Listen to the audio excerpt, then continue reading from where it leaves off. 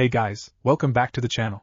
This is a story about what if Naruto was female Orochimaru's student. Before I start, please support for more amazing content, and do consider subscribing to my channel and share this video with your friends. This is written by Foy the Snooze Button and link in description and support writer.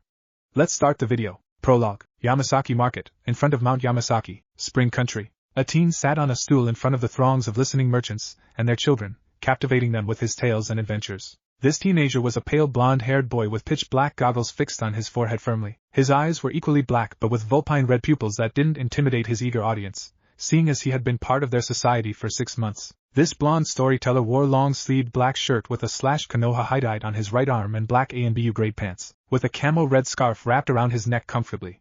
He also had on thick red ninja grade boots that reached only to his ankles, and a pair of red gloves on his hands that waved around, showing all what he had done in one of his many adventures. The person was equally almost as pale as the softly dropping snow that almost eternally fell around Yamasaki Mountain, even though the country it was situated in was not known as Snow Country anymore.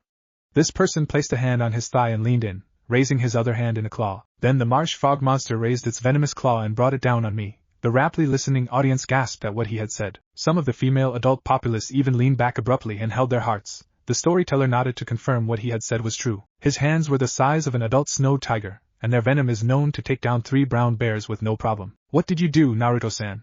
A black-haired child asked from the front row. Here the person beamed at the child, then to the audience, displaying his super serrated teeth for all to behold, but again they didn't recoil from him. Rather they perked up even more, if that was even possible. Well, I whipped out before he could continue. He paused and leaned to his right. A black-haired female with a katana sheath on her back bent down to whisper something into his ear. She wore blaringly white pants and short-sleeved shirt, but with a light blood-red long-sleeved coat with thick fur protecting her neck from the soft chill that blew through the merchant village. The rogue Konoha ninja quirked his eyebrows at what his friend whispered to him. Are you certain? Very, they're just 50 paces behind the crowd. The blonde looked over the perplexed audience and saw what, or who, his friend was warning him of.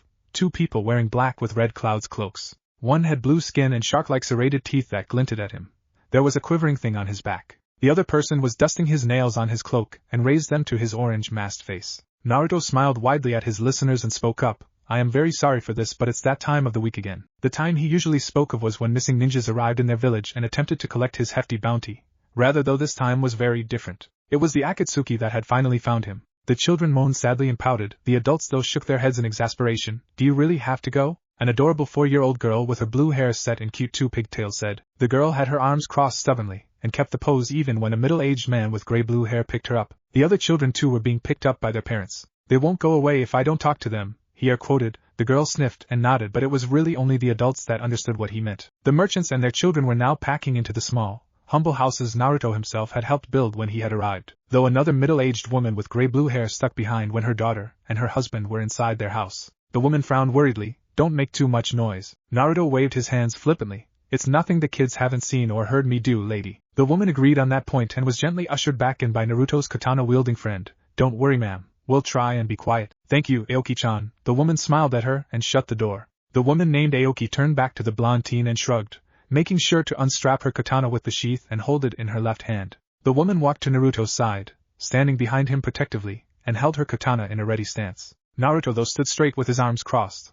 His camo red scarf blew in the wind ominously. The 16-year-old boy cocked his head to the side when Toby took a step forward. Not close enough to lunge at the blonde but enough to show that the masked man was the leader of the duo. You are a very hard person to find, Naruto. I've been told that a lot, Naruto replied with a small shrug. So you're here for the QB? Toby didn't even seem the least bit surprised. Well, yes, that's exactly why we're here.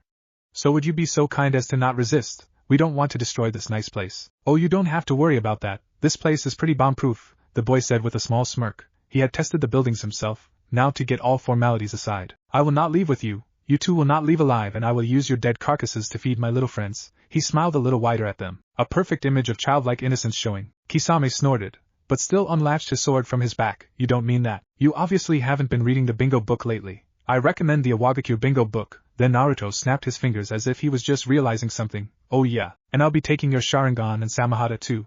I almost forgot to say that. It happens to everyone, Aoki said to him, very much used to her boss's habit of intimidating his opponent before he really attacked. Don't say I didn't warn you, Toby said. Naruto hunched over a little and 2-foot-long saban slid out of the hidden saban launcher strapped to his forearms under his sleeves. The lethal needles grazed the ground and on contact a purple liquid dripped from them and fizzled on the ground. Without hesitation he and his partner darted to the 2S rank ninja. Little did Toby and Kisame know, or despite the fact they had severely underestimated the Uzumaki rogue ninja and his rogue samurai partner, they were in for a world of surprise that the rumors that they had heard flitting all over the continent about the boy were indeed true. Naruto Uzumaki was a very capable shinobi.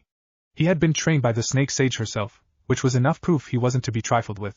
Team 7 with Yamato, Kakashi and Jiraiya just managed to run in time to watch the epic fight between Naruto and Aoki against the few last Akatsuki members. Flashback. Chapter 1. They were staring again. Naruto, donning a hoodie that was 2 times bigger than him and a pair of black shorts, shuffled through the streets of Konoha, his hood hiding his eyes and some of his hair, leaving his frown to be seen by all who were near and some flecks of blonde hair sticking out of the sides. There was a small bulge in his chest area where he hugged a jar to his chest, a small skittering creature scampering inside impatiently. The 5-year-old boy never liked walking in public view, but the great distrust he had apparently garnered for something that was out of his knowledge had the Hokage place his apartment at the very edge of the residential district, where he would have no other option but to walk a few paces in full view to anywhere he was going. The frown on his mouth deepened, a facial feature one of his age shouldn't have but one he wore mostly when others saw him. The boy wanted to hiss venom at the old crones that were whispering as he passed, not even having the decency to do so behind their hands or even out of sight. That boy, he's trouble. Tell me about it. Why does Hokage-sama still have him around? They say he even keeps dead bodies in his apartment. The sadistic little devil, Kami have mercy.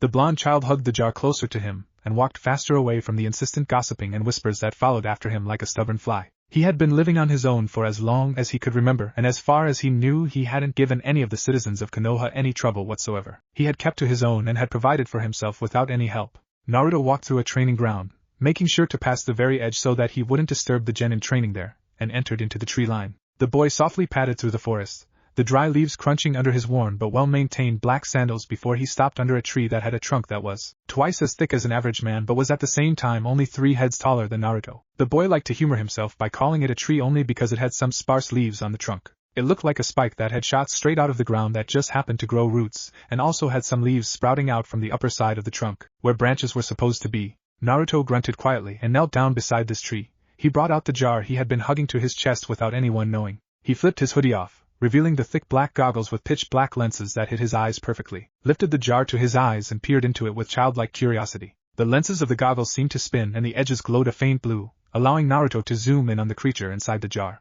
Like with a camera, the creature was a spider that spanned the same size as a full-grown man's hand. The tips of its 8 legs and the tips of its fangs were blood red. Its bulbous abdomen was black and shivered in anticipation as Naruto looked at it, just as curious, and its trunk was also black. Naruto lightly tapped the jar with his pointer finger before he dropped the jar on the ground. Well, hello there, Spider-san, what species are you? He whispered this to himself as he reached into his baggy hoodie and withdrew a thick tome from the abyss of darkness there. There was a green seal at the sides that simply said species of spiders. He rolled open the tome and was looking up at the spider then down at the advanced scroll. He had caught the spider in his bed when he was doing spring cleaning, and he felt so oddly intrigued by it he didn't kill it. Catching dangerous animals was Naruto's specialty, so it didn't take him more than an hour of chasing it before he bagged it. His inhuman regeneration also helped. It was when he was 3, the only time he ever got a present, when he found the thick scroll on his footsteps. No one ever bothered to check if anything he received was a trap or was even remotely harmful, and he didn't care. He treasured everything he found that was worth money. He had just barely managed to learn how to read by sneaking into the orphanage and attending the classes there among the throngs of fellow 3-year-old. When he had a reasonable grasp on how to read, he dived into the scroll. His first thoughts was wondering why he would find a scroll on spiders in front of his house.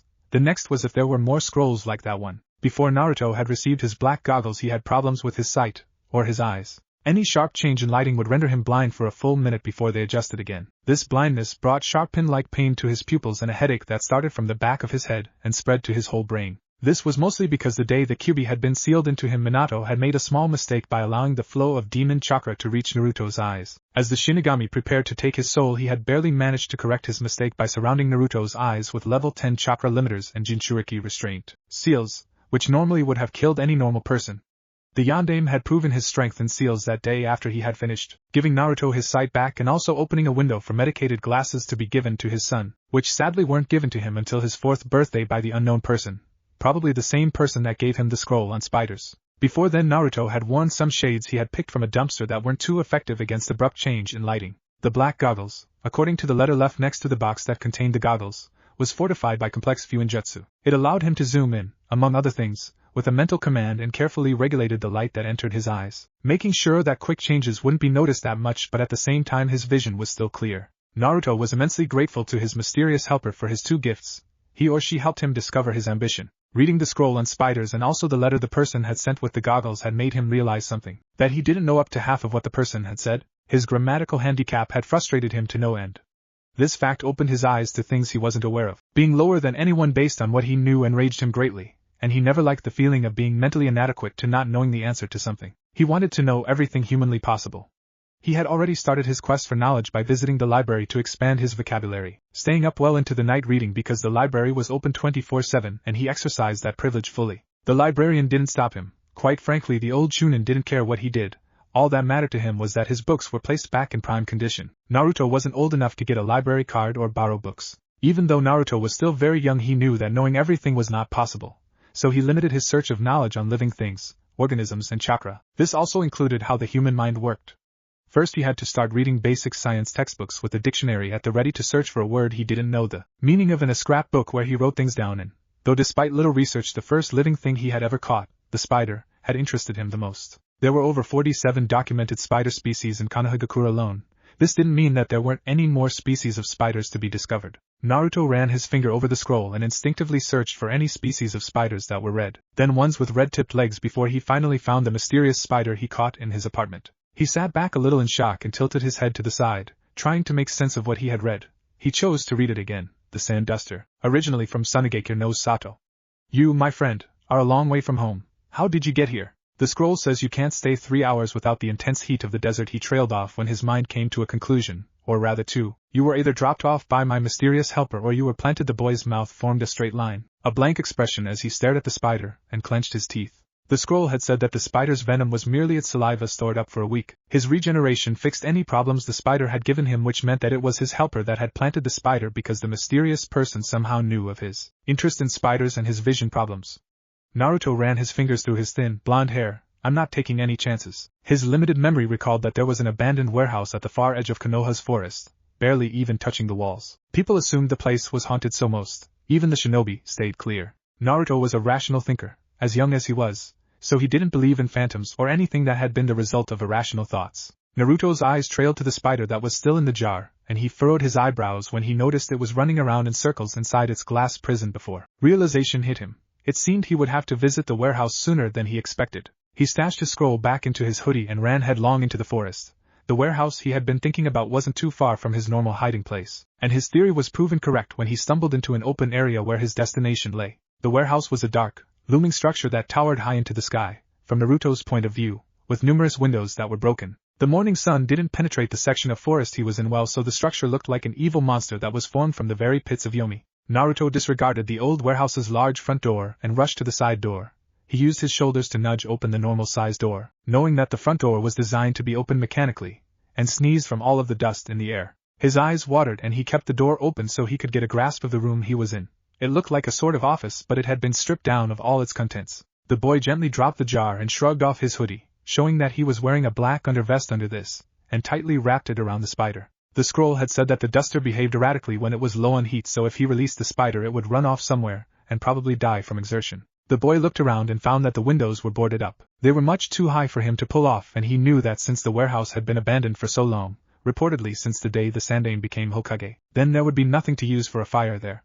The boy used the next best thing in his arsenal. He scampered to the spider that had been slowing down, and was now behaving sluggishly, and put his hands on the sides of the jar. He closed his eyes and tried to will some of his unnatural regenerative ability out, hopefully in the form of chakra. Kurama stared out of the boy's eyes sadly and shook his head. He would have helped, but his chakra would alert the other shinobi on where Naruto was, and the small child would lose the one place he would ever feel private in. The great beast closed his eyes and sighed when Naruto started crying a little, sobbing out encouragements for his chakra to come out but still wouldn't. Please, Naruto said, the trails of tears flowing freely from his eyes, and he wheezed a little. Please, please, please. This was probably the first living thing Naruto had spoken to. This fact was what bolstered Naruto on to coax the chakra out. The spider was now spread eagle on the ground, his glassy eyes looking at Naruto's futile attempt to summon beast chakra.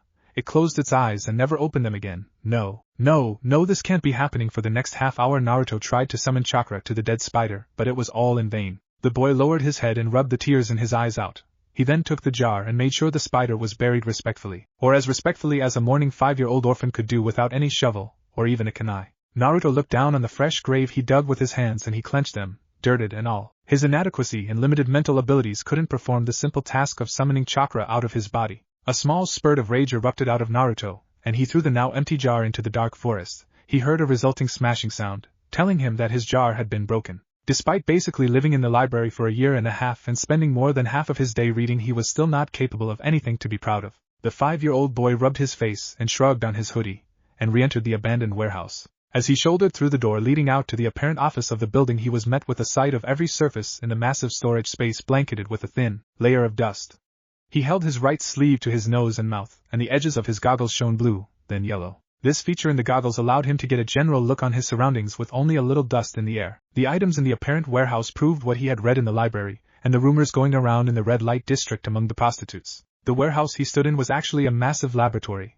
The former user had even created a wall to his right where he assumed living people were kept as test subjects. The history of the warehouse was that during the Second Shinobi War, a long while before Hiruzen Sarutobi became the third Hokage, a man that had no records in any country on the continent had arrived under the guise of a businessman who sold cheap but high-quality drugs, antidotes and medicine to Konoha shinobi and civilians alike at the very same place Naruto stood. The Nidaime had been too busy fending off Konoha aggressors to deeply investigate who the man was or why he had come to Konoha with cheap but quality aid, but the wise Hokage had created a faction in the ANBU to watch the man for any suspicious behavior. The drugs the man was supplying weren't creating any adverse effects on anyone as far as he knew, but there was no such thing as free, or in this case cheap, help. Though the man wasn't aware that the very ANBU faction he had appointed to investigate the man had been paid off by this very man to look the other way on his proceedings. The man had been kidnapping Konoha citizens and performing sickening tests on them in his own perverse search for the ultimate drug that would provide for him immortality, super strength and super intelligence.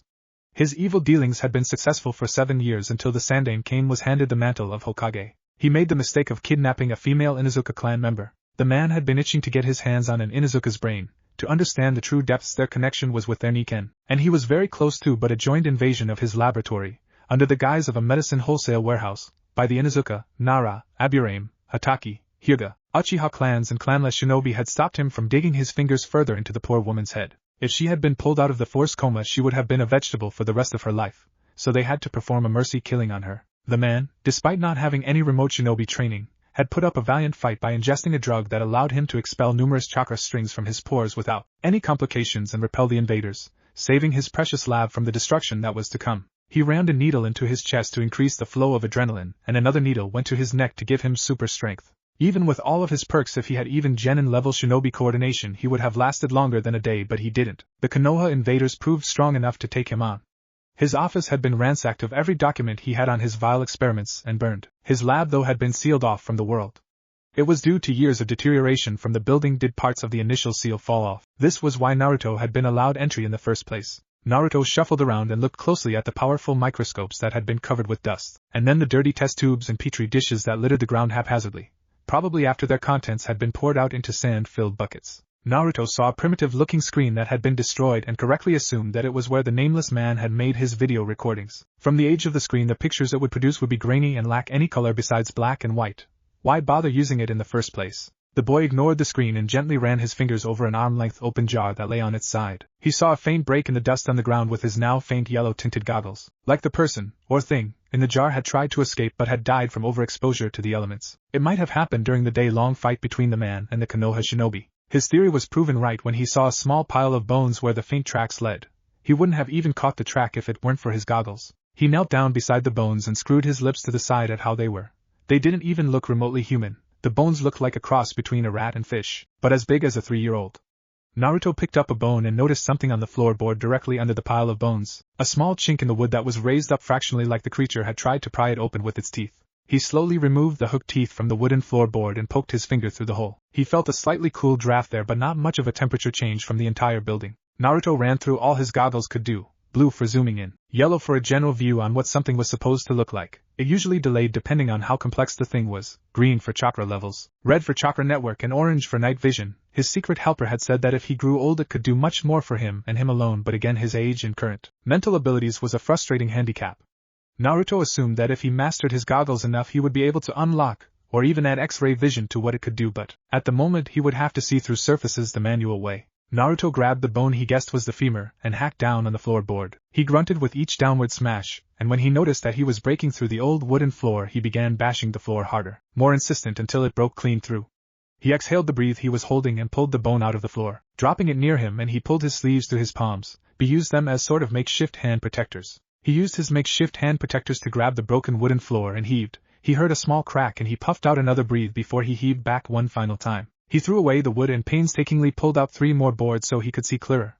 When he was done, he found a dust-coated white lab briefcase. He reached in and hefted it out, shocked by how heavy it was, and lugged it backwards, away from the hole in the ground in case it caved in. When he was in a safe distance, he blew the dust off the case, and saw the name Ashitori Orochimaru neatly placed on the top. Naruto's goggles turned green, showing that he was checking for any sort of chakra seal, and sighed when there wasn't any. He flipped the latch on the briefcase and carefully opened it.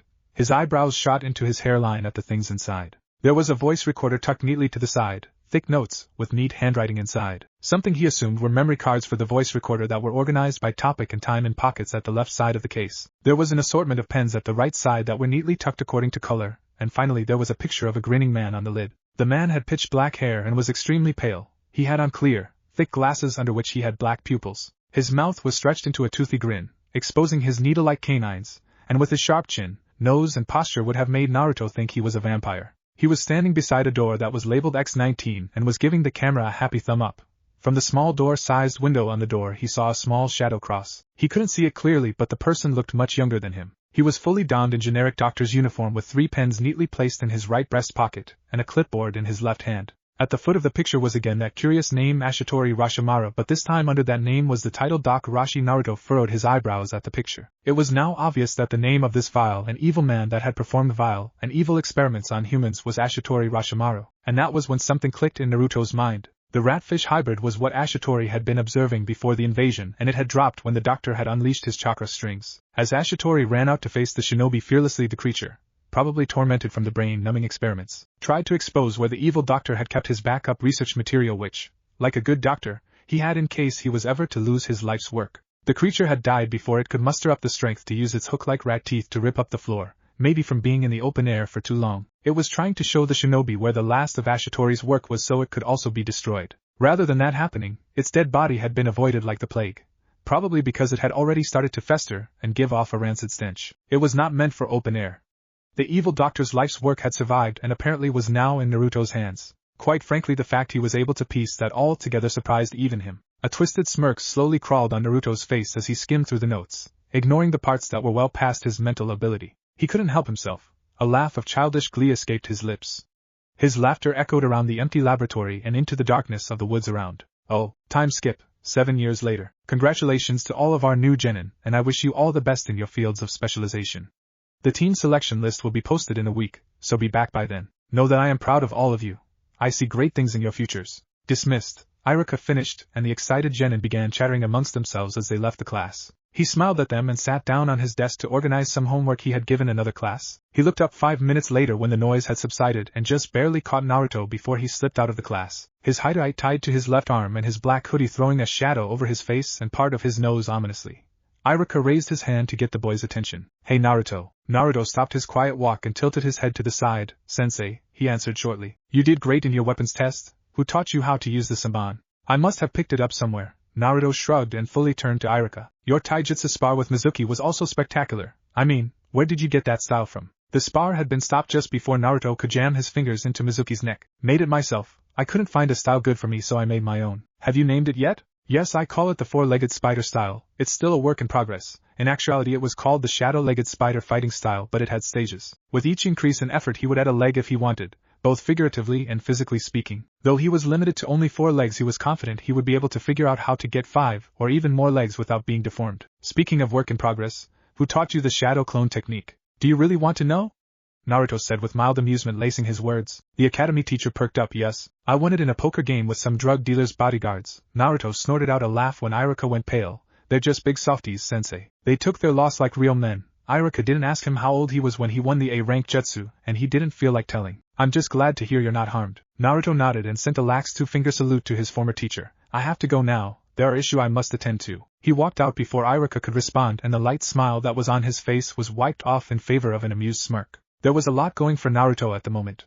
He had managed to decipher the notes Ashitori had written, and was now sure that his knowledge of the human body was only matched by a medical doctor in the hospital.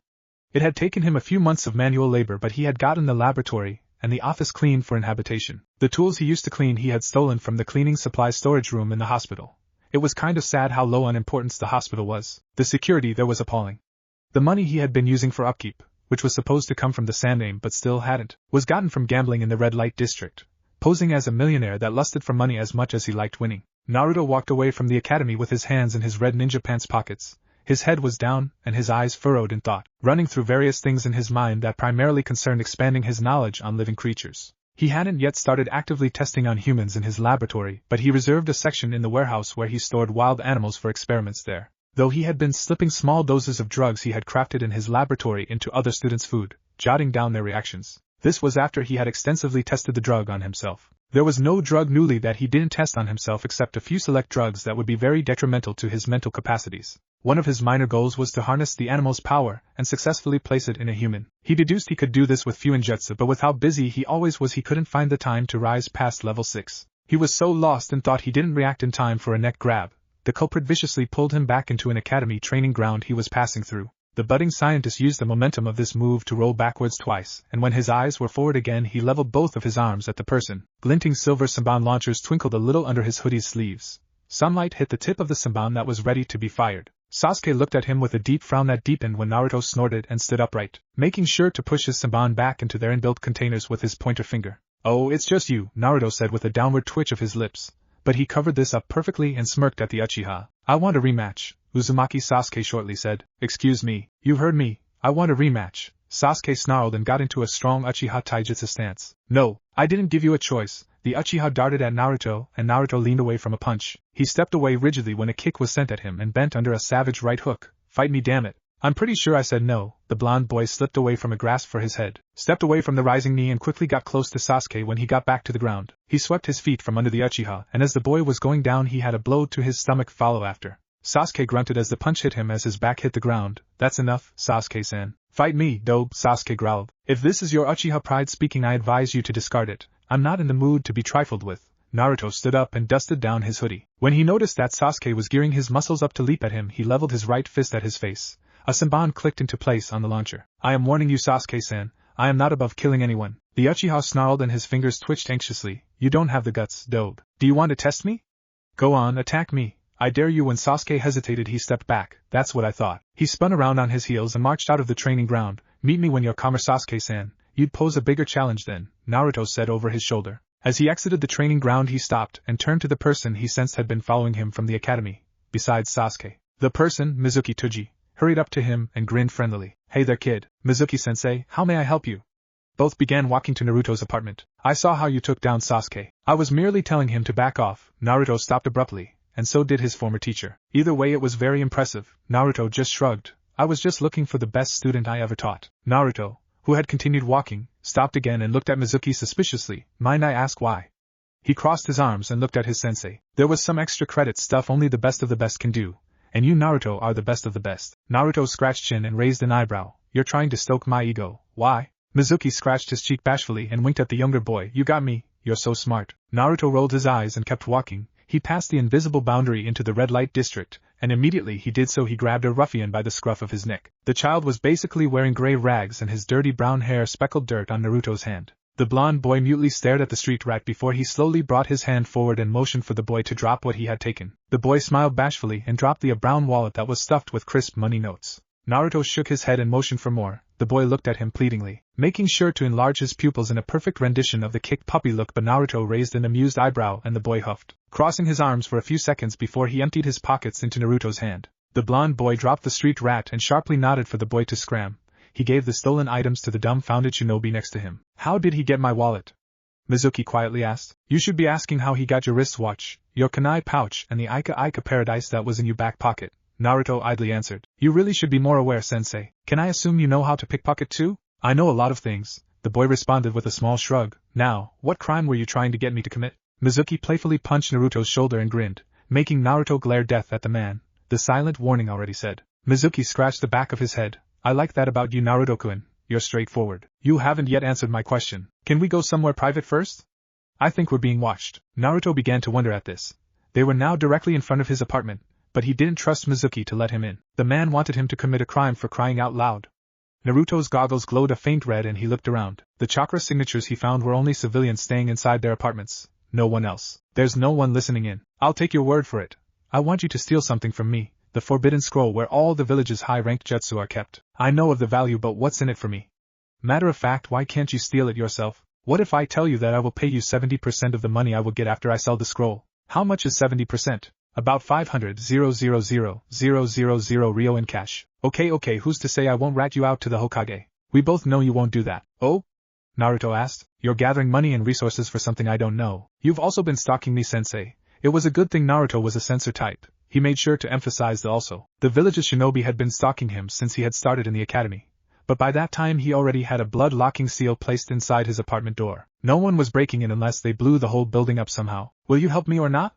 Think about it. All that money will go a long way for you no matter what you use it for. Alright, when should I get the scroll? My buyer wants it tonight. You can even be there during the transaction. I assure you he's legit. Naruto slowly nodded and shook his former sensei's hand. See you this night then. Let's say the forest at the east side of the village. Perfect. Mizuki grinned gleefully and waved over his shoulder to the boy. Midnight, don't be late. Naruto didn't bother to give him a response. He was busy creating assumptions on why Mizuki was so insistent it was him that got the forbidden scroll. Maybe it was because he thought Naruto would get caught, and when Naruto would accuse him the older shinobi would have the superiority card. Maybe Mizuki thought that the traps would kill him. Maybe Mizuki wanted to kill him so he could have all of the money himself. Or maybe Mizuki just wanted to kill him in some sort of elaborate scheme. He didn't really care. Stealing the forbidden scroll would be the ultimate test for his skills in stealth. And if things went south he could always fall back on his innocence mask. His innocence mask was a facade he created that had unfailingly gotten him out of suspicion during the days academy children had been disappearing for 4 hours and reappearing with no knowledge of what had transpired within that time. Naruto though was never present when the disappearings were happening, so naturally people would initially become suspicious, but they were cleared of it after they had tracked Naruto to a library.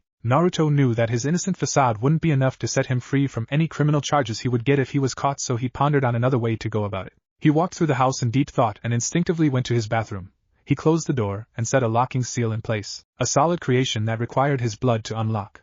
He went to the bathroom mirror and placed his palm on the surface. He suspected the silent alarm seal at his destination was ringing, and he counted to 5 before he channeled chakra, just as a shadow clone in his warehouse placed his own palm on the wall of his office. A complex seal spiraled into view on the surfaces and a burst of chakra smoke covered them. Naruto looked around and saw that he was in his modestly furnished office situated in the abandoned warehouse, while the clone was back in his apartment bathroom. The body switch seal was not as advanced as most thought. It was a level 5 seal with unknown origins that was an alternative for the basic body switch ninjutsu, but it was used for far distances. The boy pulled off his now well-fitted hoodie and hung it on a coat rack in favor of putting on a doctor's lab coat. He looked around his office, decorated with soothing blue paint on the walls and a solid oak desk with smooth edges. His chair was soft and comfortable, but not too soft. There were stacks and stacks of books neatly placed on bookshelves in the wall on opposite sides of the room, and behind Naruto's desk were organized racks he kept spare lab instruments in case the one in the lab/warehouse break. They were held in a thick, see-through glass container that was protected by a padlock and a blood seal. The boy smoothly walked out of his office, his calf-length white lab coat swishing with him. As he entered the containment room he kept his test animals. During Ashitori's time in using the lab he had created a makeshift wall where he received buyers of his drugs, while a single door led them to his laboratory. Naruto had torn down that division and expanded the lab even more. He curtly walked through a room where caged animals were kept, not even flinching when a giant tiger leaped at him but bounced off the reinforced steel bars that contained it. He exited the room and grabbed the clipboard hooked to the wall near the door. He idly twirled his pen and read through what the clipboard said. His eyes flicked up at the few clones scurrying around his lab and performing general maintenance before his eyes flicked to the far end of the lab where a ceiling-high glass container stood proudly. The boy smiled lightly and walked to it. Inside the large glass container was what could be considered a slice of the forest. There were a few shrubs, trees, and plants there. He whistled and a light skittering sound met his ears before a monster-sized spider pushed out of the ground from a hidden burrow.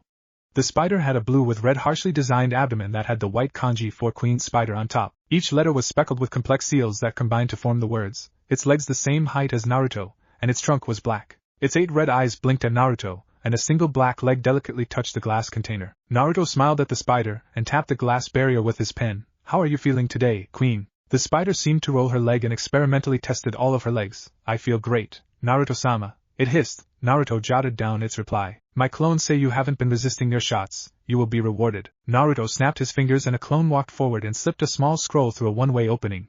A quick burst of chakra to the scroll and 2 dead cows popped out. The spider wasted no time to tear its arm-length red fangs into the fat creatures and injected a corroding venom into them. Your bone growth and development charts are very impressive, Queen. You can now hit a tree without injuring yourself. The spider kept quiet as it kept on sucking the dead cows like drinks, still raptly paying attention to what Naruto was saying. The nature chakra summoning seals haven't been affecting you because you are an animal. He flipped a page on the clipboard. It has fully integrated itself into your bones and your organs. Now you have an official chakra network. Congratulations. Thank you, Naruto-sama. The spider bowed subserviently. I wouldn't have it if it wasn't for you. Naruto waved the praise away. Your charts tell me that you have already laid eggs, a lot of eggs in your cave. Oh yes, the spider hissed. The sperm came from some spider donors your clones had gathered. I estimate they would hatch in 3 weeks. They are your first children, and I'm sure they are still getting used to having nature chakra and my chakra in them. Naruto had taken his interest in spiders to a whole new level when he had read about Hatake Kakashi. The copy ninja had personally raised his summons and had used his limited experience in Fuinjutsu to create a summoning realm for the dogs, which wasn't exactly a pocket dimension like most believed but more of an expanse of land Kakashi bought and sealed into a complex storage seal only he could activate. This was super simplified version of what Kakashi really did. Naruto, after relentless digging and smuggling, had found out that there wasn't a spider clan anywhere, so he added creating a spider clan to his many goals in life. The first thing he did was crossbreed a common house spider with a desert duster, then he had crossbred the offsprings with another species of spider. The survivors would crossbreed with more spiders Naruto smuggled in from all over the elemental nations until only 3 multiple breed spiders remained. The idea of crossbreeding a creature with so many of its kind would seem impossible if Naruto had not been well known to defy the impossible on a daily basis. Naruto picked the strongest multiple breed of spiders and harvested the sperm from the other. This was where his work got harder. He took a single drop of spider semen and was pushing small pulses of chakra into it for a full year until the semen turned a soft blue. He then took the eggs from the strongest, and still living, female, which in on itself was a difficult feat since that female was now twice his size and very carnivorous, and began to gently push QB chakra into a single drop. This was done through an airtight seal, reinforced seal, to prevent anyone detecting it. The first attempt was a horrible failure with the drop evaporating on contact with the vile chakra, but Naruto had proved his Uzumaki persistence by administering growth hormones to the strongest spider. He kept a close eye on the development, and again harvested the eggs. This time there was a small delay before the egg samples exploded. The blonde boy administered custom-made blood builders that was specifically created for spiders, bone-thickening drugs and muscle growth hormones to the female spider. The result was that the spider got even bigger, more intimidating, and more uncontrollable, so much so that Naruto had to move her container outside the lab in case she ever broke out. The drugs he had given were a good idea, but on contact with the demon chakra it delayed half a day before it exploded. The boy then took some brain fluid from the feral female spider and injected it into a lone egg. The result was the egg taking the fluid completely and reinforcing its biological makeup. This time the QB chakra was willingly taken for half a year. Naruto then combined the eggs and the sperms and carefully recorded everything that was happening for yet another year. When the eggs hatched there were 3 dozen baby spiders that peered up at him inquisitively, not showing the maniacal traits of their mother. From there it was a survival of the fittest for the spiders until only Queen remained the top of the food chain. The first spider he had gotten eggs from had entered a whole new stage of feral. Naruto had no option but to sedate her for an unknown period of time. His studies with nature chakra had told him that animals exposed to huge amount of the chakra would turn docile and calm, as seen even more when he had applied the seal on Queen's spider. The Queen had said that she was now able to think clearly. All the individual minds of the spider species inside her had now merged and were speaking in one voice, her voice. Naruto had applied a nature chakra summoning seal onto the massive sleeping first spider, and the result, after about 3 months of continuous exposure, was its black hair and skin turning gray and its size reducing to about Naruto's height when he was 9. He had already pulled the spider out of her forced coma and, much to Naruto's surprise, the spider had taken up clothes making, soothing, calm, quality clothes making. The spider had also been attending the classes her daughter took to learn how to speak, extending it even further by learning how to write. He called the gray, elderly-looking spider Sagi. It was her clothes Naruto now used for clothes. Sagi could basically make anything he asked for as long as it was a form of clothing. Naruto turned to his right and waved to Sagi. The elderly spider was sitting in her own glass container, surrounded by a similar-looking forest habitat. Sagi beamed at him, her serrated teeth hidden behind her pincer fangs gleaming happily. She was in the middle of meditating while she balanced on one needle-like protrusion from the ground with all 6 of her legs while 2 legs touched each other at the tips. She had said that she had read about summoning elders and was now perfecting her controls so she would fit the position of summoning elders. Sagi didn't have Naruto or Kyuubi's chakra in her, just pure nature chakra, and that chakra quickly incorporated into her system. This meant that she was the only one that would be able to perfectly perform sage mode among any spider that she gave birth to. Naruto supported her in her ambition by supplying her with history books on the elemental nations and on clan summons. Sagi waved back with one of her legs and went back to her mediation. Another thing the older spider was working on was creating spider clan-based jutsu. So far it was coming along well enough. The nature chakra summoning seal was a level 5S rank seal Naruto made use of carefully on the surviving spider. It was just a stroke of luck that the seal just so happened to not negatively affect animals. The eager-to-please physical manifestation of Naruto's determination, Queen Spider, had taken all the tests Naruto had given gladly, and was now able to grow as large as the Hokage Tower if she found the strength to. As grueling and borderline cruel as Naruto's tests where she didn't complain or hesitate. She had learned quickly that she was merely a tool to reach ambition, and she honestly didn't mind. Naruto hadn't willingly abused her, and she would literally not be alive if he wasn't there. The added power that flowed through her body peacefully felt great, and she knew that Naruto had the power to take it from her. She could never bring herself to harm Naruto, physically or emotionally. Naruto had encountered the Kyuubi when he had tested a painkiller on himself, a drug that turned out to be a weed killer. The boy blamed it on the fact that he was 6 years old, and still very naive when it came to science. He was sick for a whole week and the great beast had used the reduced mental protection to pull Naruto into the mindscape for a chat. Kyuubi had told Naruto that he didn't really care what Naruto did, all in the name of his life's ambition, as long as he didn't die. Naruto acknowledged that there was a lot he could learn from Kyuubi, and Kyuubi saw Naruto a little competent, for a child, so it was inevitable that they would enter a mutual benefit alliance. Naruto had access to Kyuubi's chakra and could ask for help whenever he needed it, while Kyuubi had extended his senses from Naruto, so it included hearing and even to an extent, feeling. The Kyuubi Jinchuriki was now instructing the massive Spider Queen to perform different motions and actions. He ordered Queen to balance on a single leg while the remaining 7 legs stretched and touched over her, then to spin a web as quickly as possible. He estimated that the strength of a single web was that of the solid steel support pillars holding up the corners of the Kage's tower. Not yet up to the main support pillar but a close second, while at the same time it remained as flexible as a rubber band. Queen was able to fire these webs from her abdomen, 8 legs or her mouth. Naruto had been researching on how he could harness this ability into himself. The most he could come up with was taking the chemicals that created the webs from Queen's abdomen and soaking ninja wire in them. This allowed the wire to recreate this ability, but to a much lesser extent. He kept the long roll of special ninja wire in a compartment in his Saban launchers for when he would need them. Creating a summoning realm from scratch wasn't going to be easy, far from it actually. A standard animal summoning seal consisted of many complex seals. A notable one was called the Infinity Seal, which meant that the summoning realm wasn't in some sort of astral realm, rather it was in an overpowered storage dimension where the very air was raw with natural chakra and energy. It was inhabitable for human, but animals thrived in the natural atmosphere. All Infinity Seals were connected to each other, whether they were made since the dawn of shinobi history or even recently like Hatake Kakashi, so it was possible for one summons to visit the other in the summoning dimension, or as it is popularly called, summoning realm. Infinity Seals though required blood sacrifice, which was why scrolls were presented by the animal summons for the person to sign his name in blood. The signature itself was very useless, but the blood was the chief requirement. The dramatics of the signature was just a formality. Hand seals followed the summoning seal, especially when a blood sacrifice was given. Information about the animal summoning seal was not secret because the village found out that virtually no one was interested in studying far into Fuinjutsu. So the information was more for show rather than application. Hand seals had taken the place of the Fuinjutsu for animal summons. Naruto prided himself on being a very good researcher, or even an investigator. So how to create an animal summoning seal for a new animal summons almost from scratch was given to in his level 4 training scroll for Fuinjutsu, and also from catching a long glimpse of Kakashi's own summoning scroll after he had won a game of cards. The process was painstaking. First, the animals he wanted to summon had to be ready and willing to perform the necessary requirements. Then he would have to draw the extremely complex animal summoning seal on a very thick sheet of paper and have to constantly supply chakra into it to keep it fresh. Then he would have to find an expansive land that he was absolutely sure would accommodate his summons. This stage was usually done by exploring elemental nations for a terrain that his summons would thrive in. After the terrain had been found, he had been recommended to purchase the land because the process of scanning, copying and replicating the land into the Infinity Seal usually took 3 days despite constant supply of chakra. This was because the detail in the newly purchased land had to be perfect and flawless, if not the new summoning clan would break apart.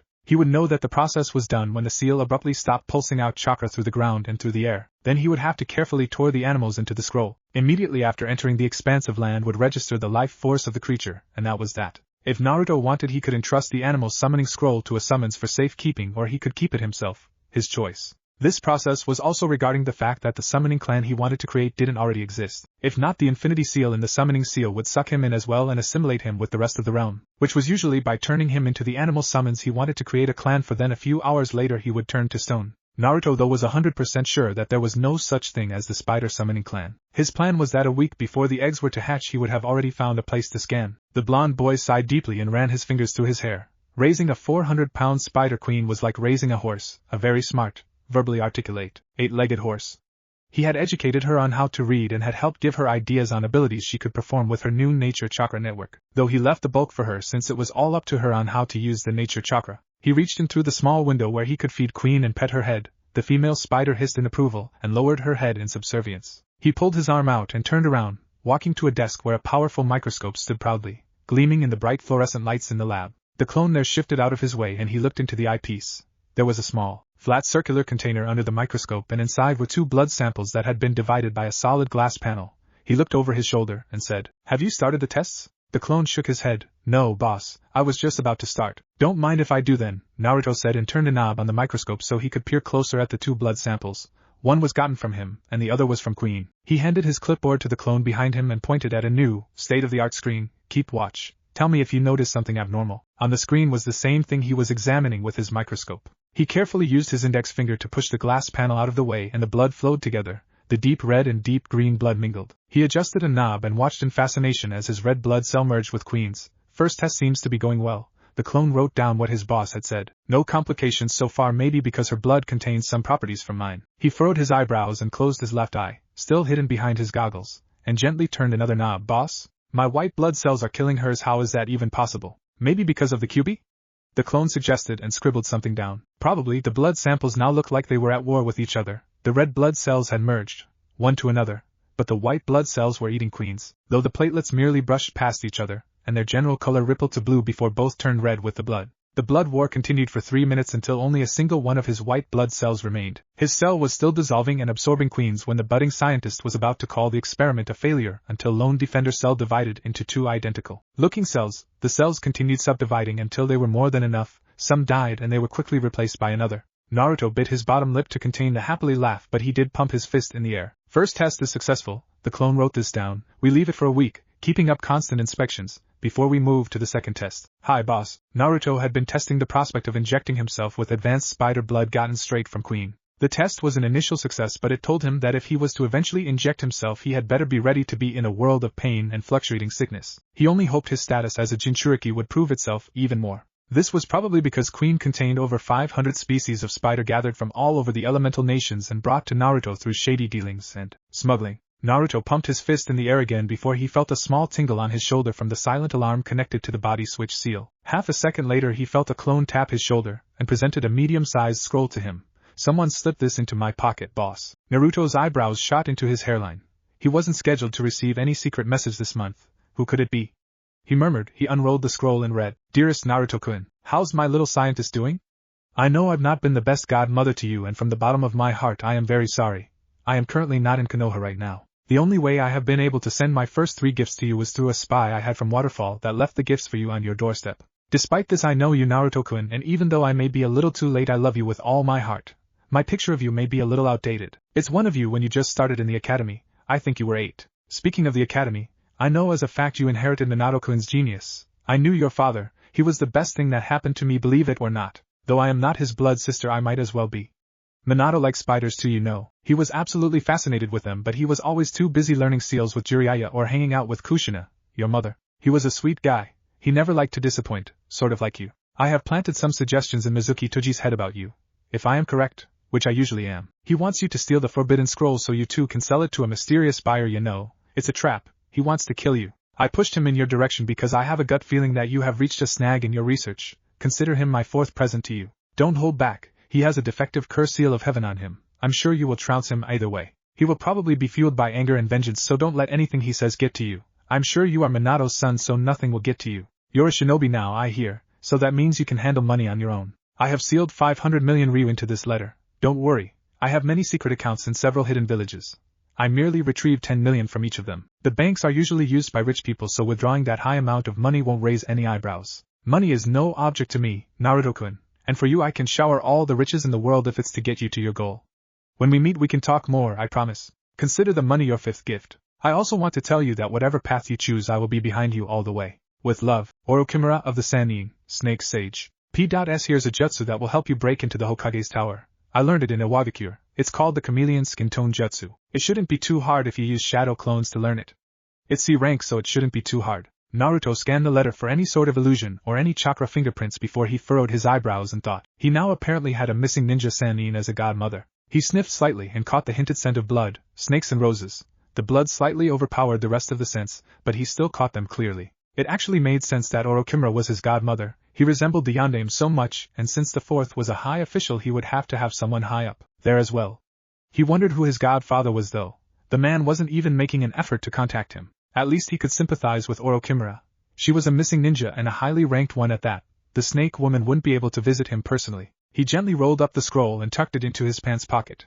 He would cherish the letter till the end, even if he didn't show it. He looked around and noticed that his clones were staring at him. What? Get back to work, he barked and marched to the massive main door of the lab while his shadow clones went back to attending to his many experiments. He grabbed a mechanical crank on a door and pulled backwards. The doors lifted up like a garage door, allowing fresh air to rustle through the lab. About 50 paces before him and around the lab was the pitch-black forest where the sounds of nightlife came from. He took in a deep breath and walked out, not afraid that the air he was letting in could contaminate his work, or even of how dark the forest around him was. It looked to be about an hour after sunset, so that gave him about 5 hours to prepare for his mission. As he walked, he held up a single ram hand seal and a clone popped into life beside him. He gave his white coat to the clone, showing that he was wearing a plain black undervest.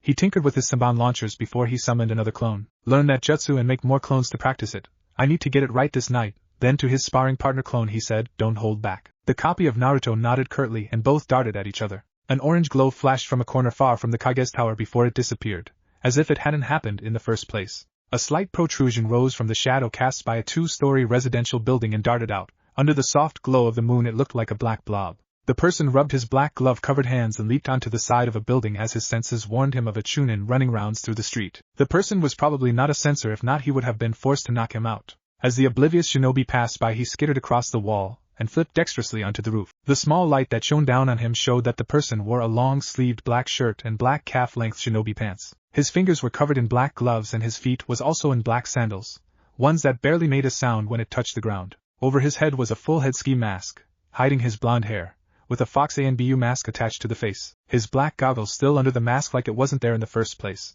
On his wrist close to his elbow were his silver Saban launchers, though they were covered under smooth black metal, leaving only the launching points to poke out of the top. He also had a small black backpack on his back that held any equipment he needed in emergencies. Naruto adjusted his mask, briefly looked up and again seemed to melt into the shadow cast by the ledge of the building. Light footfalls padded as he ran at mid-chunin speed, opting for stealth and speed.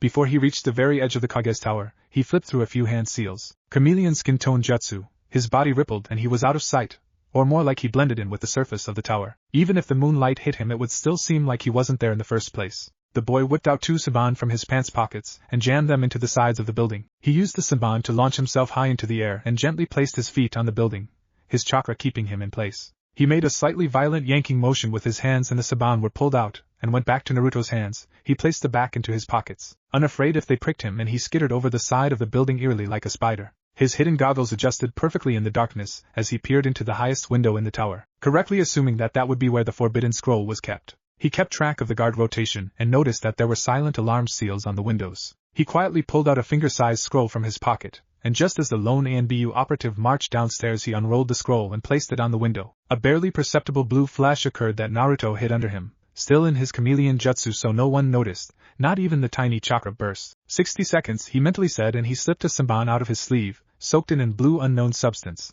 and created a clean circle on the glass window. He flipped through and hastily grabbed the falling circle of glass into his safe grip, hanging onto the wall through surface walking. He placed the circle back in place and the glass went back to how it originally was, unblemished. The seal he had used on the window was to freeze every other seal within the room and on the window for a minute, so no silent alarm was pulsed to the Hokage as he mutely touched down on the floor. He crouched down and studied the scroll's location, placed on a pedestal in the middle of the room. He leveled his right fist at the scroll and took careful aim before he fired a Saban, connected to a semi-invisible piece of ninja wire. The ninja needle jammed onto the top corner of the scroll and Naruto reeled it in, catching the scroll as it came at him. He exited the same way he came, and with the same special Saban just as all the alarm seals came back online. He dropped from the building and shot a Saban connected to ninja wire to the roof to slow down his drop. He pulled back his weapons and ran quickly to where he was to drop off the scroll with Mizuki. He skidded to a stop when he saw a Niken running as fast as it could in the general direction of the Sarutobi residence. He accurately fired barrage after barrage of knockout poison Saban from his launcher, but the swift canine dodged most of them, besides the 6 needles that stabbed its calves and its side,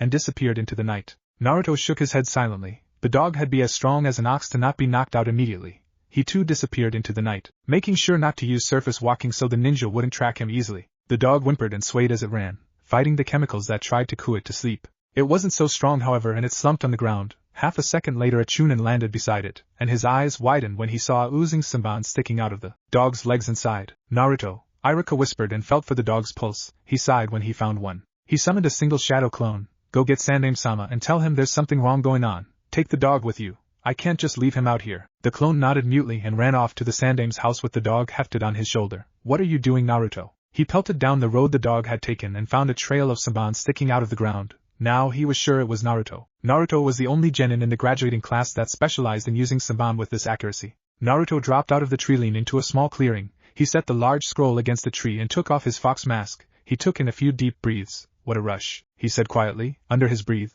He placed his mask into his backpack and sat down by the scroll in a huff. I should do this more. His goggle-protected eyes glanced over to the scroll and he was about to reach for it until he heard a rustling in the bushes in front of him. He suppressed a small groan when it was Iruka that came out. Iruka-sensei? Naruto, what the hell have you gotten yourself into? Naruto cocked his head to the side innocently, a sight that sent shivers down the Chunin's spine because with the eerie moonlight shining down on Naruto he looked like a pale creature born straight from madness and darkness. I don't understand. Don't give me that. His eyes widened even more when he saw the forbidden scroll seated next to Naruto. Naruto saw his expression, and he smoothly got to his feet, putting his hands in the silent motion for him to calm down. The forbidden scroll. I can explain. Why do you have it? Did you plan on selling it? You plan on selling Konoha's most treasured secrets? Iruka-sensei, calm down, Naruto said and was carefully approaching the teacher. The man stubbornly stood his ground. I can't let you do. His distraction cost him. 7 spinning stars nailed his side and he fell to the ground. The blood pumping out of his body was incredible. He tried to stumble to his feet, but was savagely kicked to a tree courtesy of Mizuki. The silver-haired teacher grinned at Naruto, an evil, toothy grin. He was getting noisy. Naruto watched in fascination as his sensei wheezed for air, correctly judging that his left lung had been punctured by 2 of the shuriken. Quite frankly, I'm not surprised you managed to get the scroll, Naruto. You sure do know how to do the impossible, huh? Naruto shrugged. Where is the buyer? Already knowing that there was no buyer. Mizuki, you traitor. Oh, shut up, Iruka. There is no buyer, Naruto-kun, I lied. Shocker, the boy murmured and shook his head. I don't think you understand. I'm very sure that Iruka-sensei has somehow notified the Hokage. They'll be here in 20 minutes tops. We don't have time. Acting had always been one of Naruto's strong suits. No, I don't think you understand what's going on. I lied to you. I tricked you, Naruto Uzumaki, and now I'm going to get my revenge for everything you've done. Naruto raised an eyebrow. I don't remember doing anything to you. An evil chuckle escaped Mizuki's lips. Do you know why people hate you so much? No, Mizuki. That's an S-rank secret. Iruka managed to wheeze out as he struggled to his feet by supporting a tree. Don't listen to him, Naruto. He's lying. What secret? Naruto asked. That you're the Kyuubi. The Yondaime sealed that thing inside you and now you are the Kyuubi. The traitor removed a Fuma shuriken from his back. And now I'm going to finish what the Yondaime started. He hurled the spinning star at Naruto, who he thought was in a daze. Naruto was about to step aside until he felt a small spray of blood on his black shirt. His teacher had taken the weapon for him. Was that really necessary, sensei? He sarcastically asked, but the man had already lost too much blood to know the difference between a sarcastic question and a tearful, soul-wrenching question. You're not the Kyuubi, Naruto-kun. Yes, I figured as much a while ago. Iruka seemed to have tactically ignored what he said. You're a proud shinobi, Naruto-kun, and I'm proud of you. He crumpled to the ground bonelessly. Thanks. A split second later he fired a senbon at his teacher's unconscious neck, the amnesia/memory gap drug already taking effect. He wanted his former class teacher to be able to testify in his defense after everything was done. He didn't want to defect from Konoha yet. He's a fool, Mizuki spat madly. Don't worry, I'll make your death long and painful. It's what I owe you. The silver-haired traitor whipped out a kunai and ran at Naruto. His godmother had already warned him of this sort of thing happening, so he flipped backwards away from a brutal slash aimed for his throat, leading the fight into the denser parts of the forest, a place he thrived the most. As the teacher was looking around for him, swiveling his neck around frantically as he tried to peer into the darkness, Naruto's head slowly protruded out from behind a tree trunk. He licked his lips and accurately fired 5 senbon into the man's flak jacket-protected back. The senbon were fired in a straight line so they all nailed the same place. The man grunted and slashed around blindly. Naruto shot 5 more senbon that jammed into the man's thigh, paralyzing it immediately after the last unhit. He tried to limp out of the forest, but Naruto stabbed a needle to Mizuki's neck.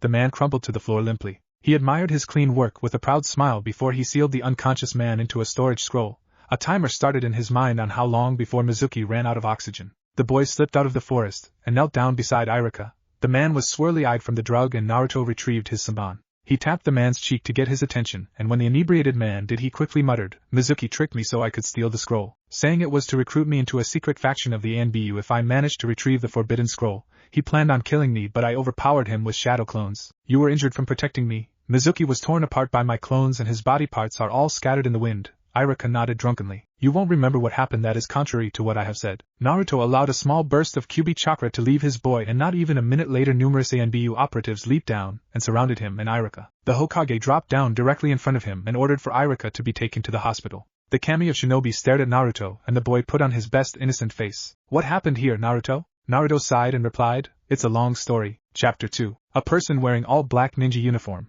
sans the usual flak jacket, ran through Konoha's forest. This person was Naruto, and he was wearing his spy uniform, even his white fox ANBU mask. The boy was running at low jounin speed past Konoha's borders. Stealing the forbidden scroll and revealing a traitor had worked positively for him.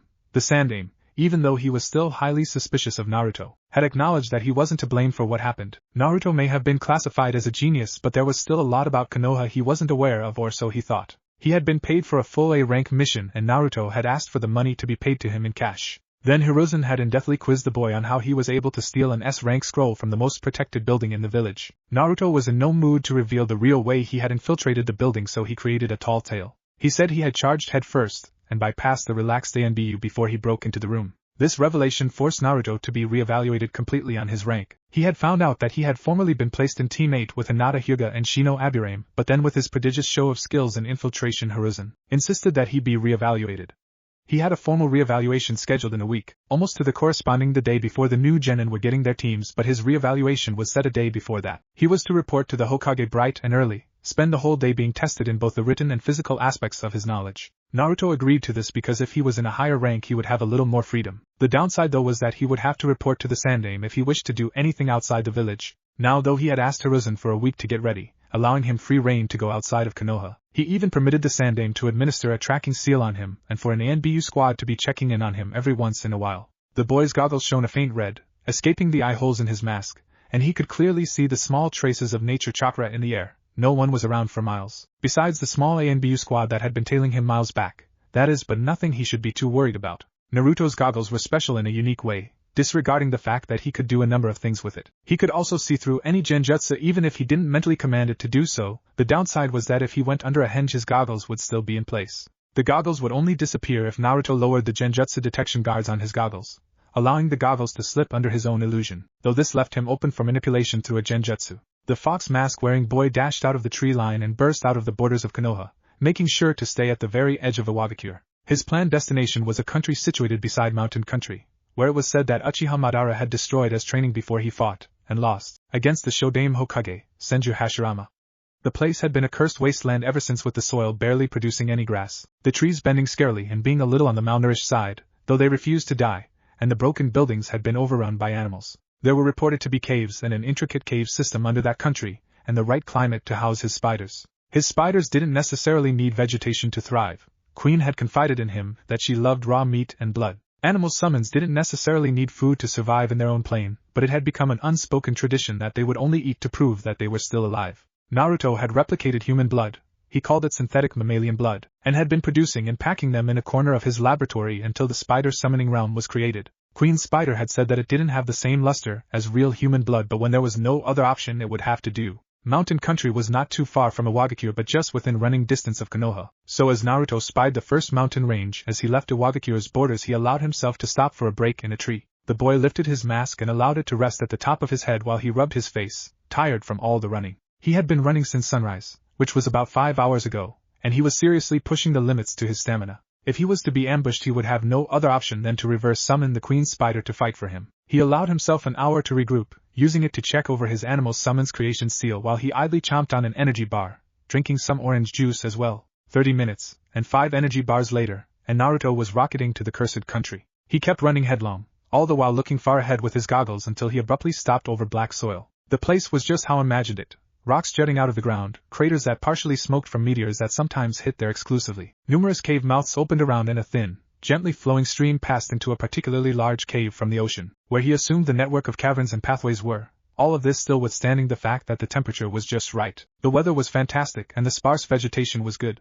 There were dilapidated buildings all around, some fully crumbled, others barely even able to stay up. Just to be sure that the place was how he heard it was, he summoned dozens of shadow clones to look around while he personally set up a barrier powerful enough to cover the country, which was just small enough for him to cover. A clone popped, informing him that there were small, feral badgers and jackals that roamed far ahead, and another informed him that some lions had claimed a small cliff as their territory. He received memories from another clone that there was a small cave that inhabited blind birds. The budding scientist cancelled his clone jutsu, wincing from the backlash of memories he received.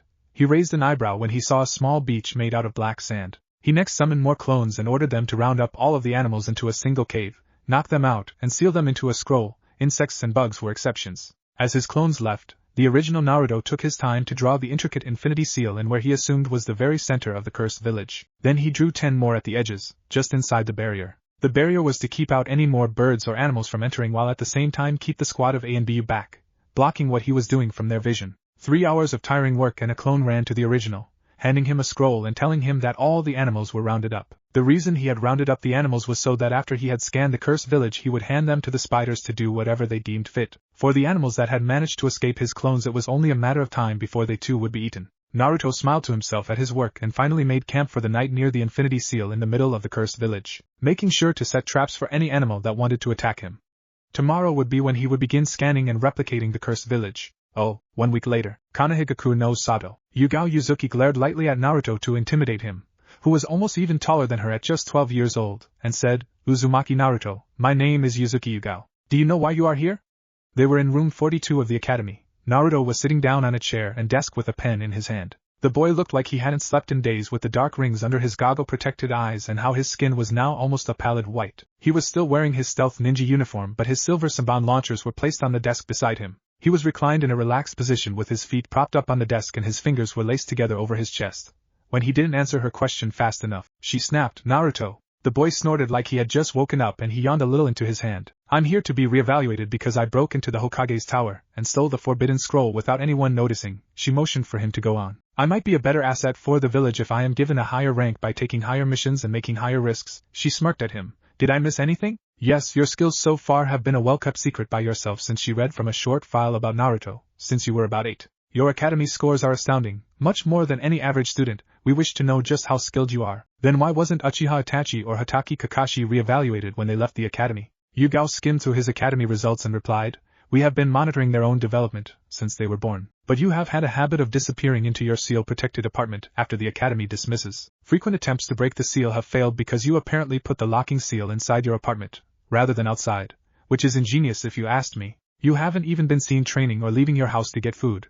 Hence this whole re-evaluation. You just admitted that the Hokage and possibly every single ninja in this village has been stalking me since I was 8, Naruto pointed out. A time he had already managed to gamble up enough money to hire a passable seal master to seal his house off, and learn how to make his own seal. Yugao shrugged. "As you may know, your status as Jinchuriki makes you very important, and quite frankly your seclusion makes you a flight risk." "Your honesty is well appreciated," Naruto drawled. "Now about this test." The ANBU captain nodded idly and flipped through Naruto's file and turned around to the teacher's desk, picked up a very thick spiral binder book, dropped it on Naruto's desk with a smirk on her face. "There are 100 multiple-choice questions, and 10 theoretical questions. 110 in total that vary in complexity, length and difficulty. You are to answer all. Multiple-choice questions are to be answered with a 2B pencil. The theory part is with a pen. You have 4 hours to do this. Take your time. Good luck and your time starts now." She whipped out a stopwatch and clicked the top. Just as 4 ANBU guards flipped into the class through the window and stationed themselves at the very corners of the class. "Oh, and no cheating. There are eyes everywhere. Not just mine." Naruto sighed mournfully and dropped his pen, shook both of his hands to get them ready before he opened the first page and pursed his lips. All of the questions were incredibly technical, so technical that he had to actually read through it once before he answered them. Naruto wouldn't brag that he knew everything you had to know about being a ninja, but he would admit that with the years of observations Ashitori had recorded, personal observations he had made of ninja and the psychological experiments he had conducted on some civilian children and adults, most of this before he had learned the shadow clone techniques at 6, he was fairly sure that he knew more than most jounin. The boy coughed into his fist quietly and licked his lips. He had answered 10 questions already. All 10 were simple calculations he could make without a calculator, so he didn't call for one. He sniffed and rubbed his nose, then his eyes before he answered the 50th question. Something about the right dose of poison to give a 200-pound lion from mountain country to effectively sedate it for 3 hours. He rolled his neck and then rolled his right wrist to get feeling back there after he finished the 80th question, a supposed genin-level question about Madara Uchiha's brother. As he finished the multiple questions section with a sigh of relief, he vaguely noticed that 2 hours had already been elapsed. He looked up at his supervisor, who was staring at him with her head propped up in her hands, and spared her a quick smile just as he dug into the theoretical section. Naruto wanted to laugh out loud, but he restrained it to a tight deep breath. 5 of the questions had to do with animals and a little bit of Fuinjutsu, barely even scraping level 3 of mastery, while 4 were on general history, going a little bit deeper than what was taught in the academy. Naruto had no intention of holding back any of his knowledge, but he also didn't supply any more than necessary. No use in showboating, he thought to himself. He surmised that the written test was created just for him to give them an all-round knowledge of what he had acquired in 7 years, with or without his shadow clones. Naruto wasn't selfish with what he knew, quite the opposite actually. It was just that he was overly cautious with whom he shared it with, and the entire Konoha shinobi force as well as the civilian populace were in his list of those to never trust. He paused a little on the last question. It was fairly easy to answer, and it was written in short, easy to understand words, but he hesitated before he finally answered the question. Who do you think your parents are? This little question had him stuck, not because he didn't know his parents, he did, but he was debating on the effects of revealing it in the long run. Iwagakure was still baying for Namikaze's blood and Kumogakure was still baying for Uzumaki's sperm. It was inevitable that his status would reach their ears if a spy got his answer sheets. To answer the 10th question he put a code within a riddle. The general rundown was, who lead in a flash and who soaks red with demon's blood. It wasn't his best riddle, but it was what his tired brain could come up with without revealing everything. He dropped his pen and rubbed his eyes. I'm done. The ANBU captain smirked and checked her stopwatch. 3 hours, 10 minutes and 6 seconds. I'm impressed. Naruto shrugged and stifled a small yawn. You will be given a 30-minute bathroom break and after that you will go to training ground 3 for your physical evaluation by another instructor. Again, I wish you good luck. Thank you, Yuzuki-san. Please call me Yugao. Naruto sent a thumb up and yawned again, this time a little louder, and slinked out of the classroom straight to the bathroom to relieve himself. He splashed some water on his face and perched his goggles on his forehead, revealing his red fox-like eyes that blinked back at him. His pupils quivered and dilated as they struggled to adjust to the light in the well-lit bathroom. As the first signs of a migraine started, he quickly placed his black goggles back on his eyes and rolled his shoulders. He took his time to walk to training ground, idly drinking a fruit juice from a can, pineapple and orange juice, something he kept in large stashes and storage seals on his wrist. He crumbled the can and threw it over his shoulder. He was 10 minutes early, so he used the small opening for a quick nap. He flipped dexterously onto a branch and reclined. He was out faster than he thought, and just as his senses blared 7 minutes later he whipped an oozing poison saban from out of nowhere, and held it over Hatake Kakashi's nose. The silent standoff was tense before the jounin chuckled nervously and motioned for the boy to calm down. I didn't mean to frighten you, Naruto. I smiled and fell off the tree, masterfully getting his feet under him like it was nothing and walking off to the center of the training ground where Might Guy stood waiting for them. I wasn't frightened, Naruto grunted as he dropped off the branch and landed smoothly on his feet. Sure you weren't, Kakashi rolled his eye.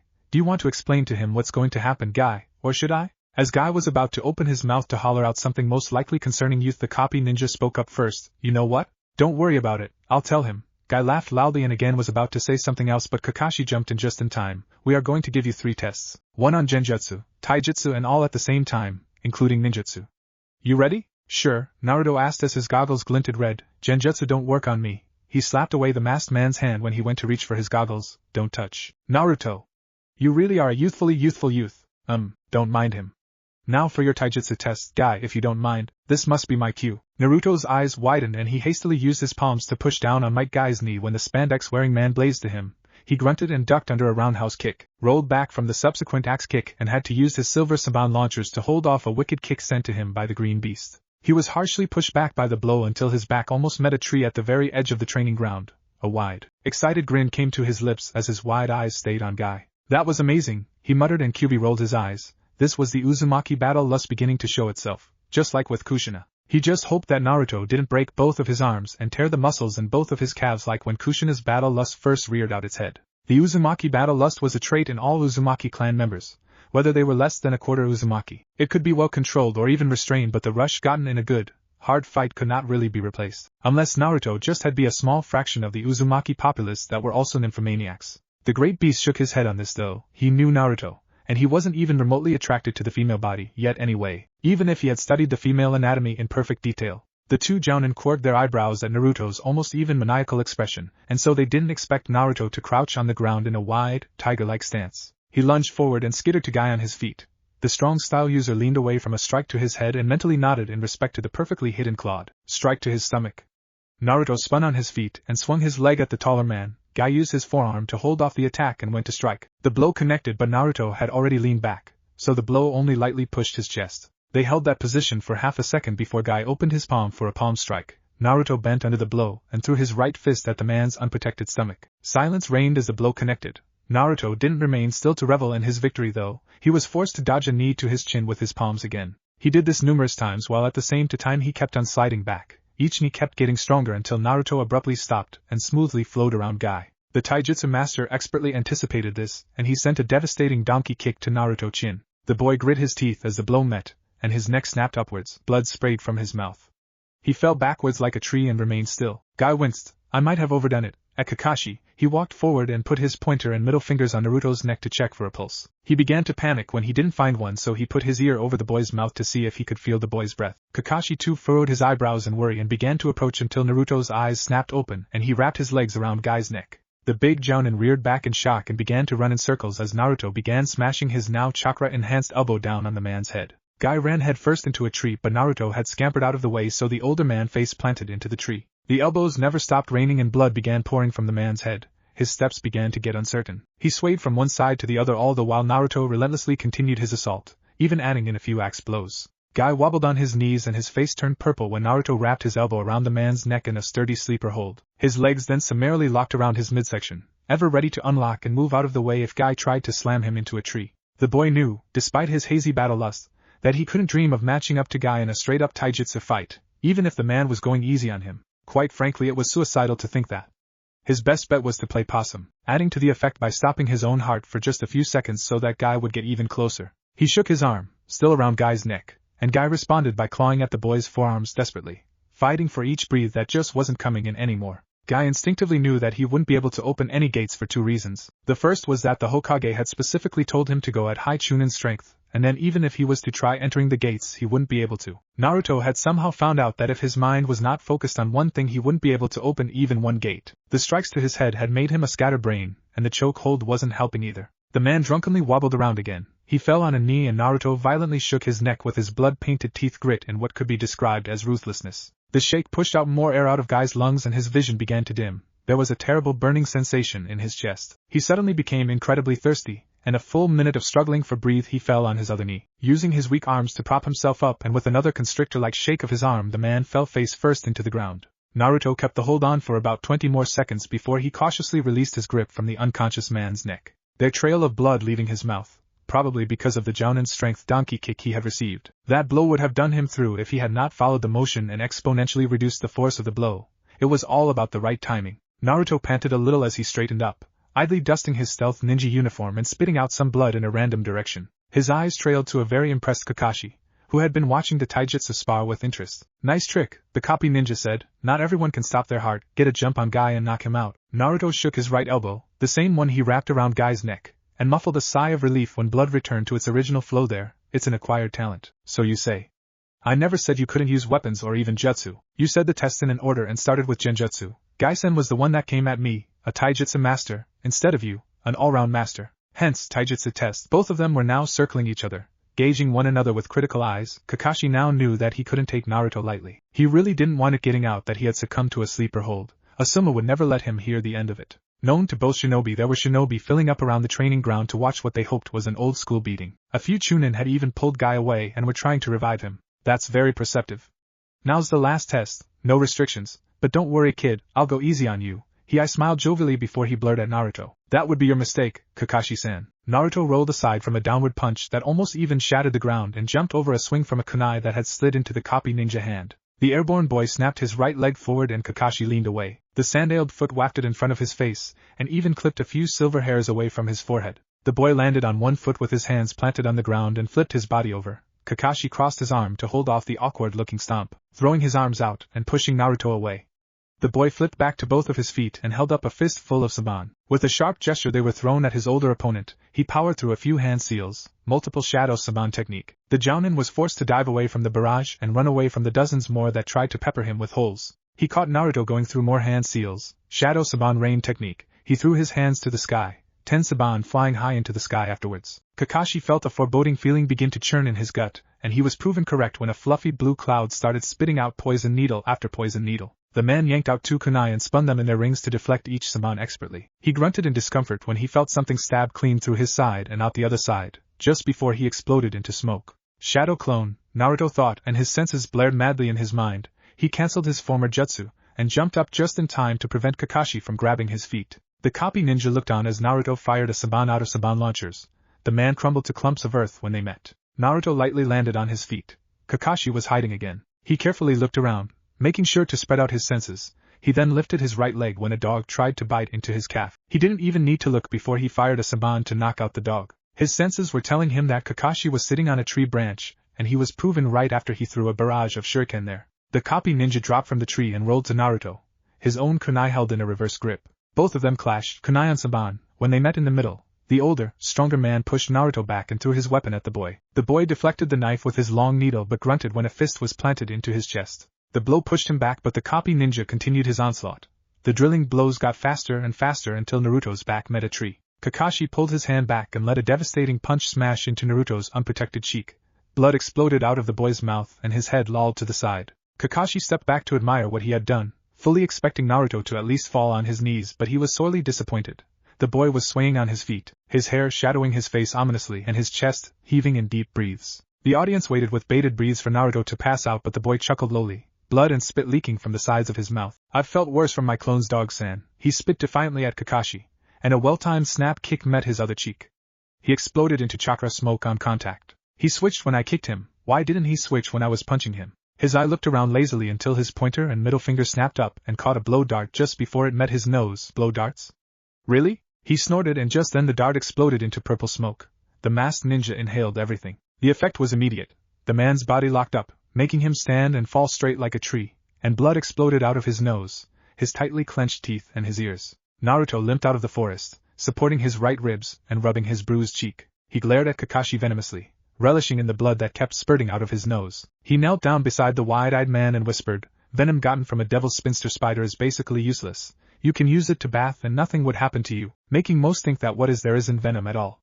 What most don't know is that when you mix this venom with something as ordinary as water before it is ingested, it would create a cascade of problems to a person or even an animal. He poked the masked man's forehead. The man winced but couldn't unclamp his teeth to get any word out. "Full body paralysis. Your kidneys are shutting down and your lungs are collapsing. You are feeling an intense pain in your gut, and in about 60 seconds you're going to drown in your own blood." Naruto nodded solemnly. "The pain you are in now, just flicking your ear would be like hitting your toes with a mallet." A sly, twisted smirk spread on Naruto's face after he said this, but he shook his head at the frantic pleas Kakashi was saying through his eye. "I thought all shinobi weren't meant to fear death." Though he still jammed a needle filled with blue liquid into Kakashi's chest, the antidote spread through the man's body and he sighed in relief. "I'm not sure Hokage-sama would like it if I killed one of his most prized jounin." He leaned in close and whispered even more quietly, "Yet." Kakashi sat up and began vomiting the blood from his lungs when he finally got feeling into his arms and legs.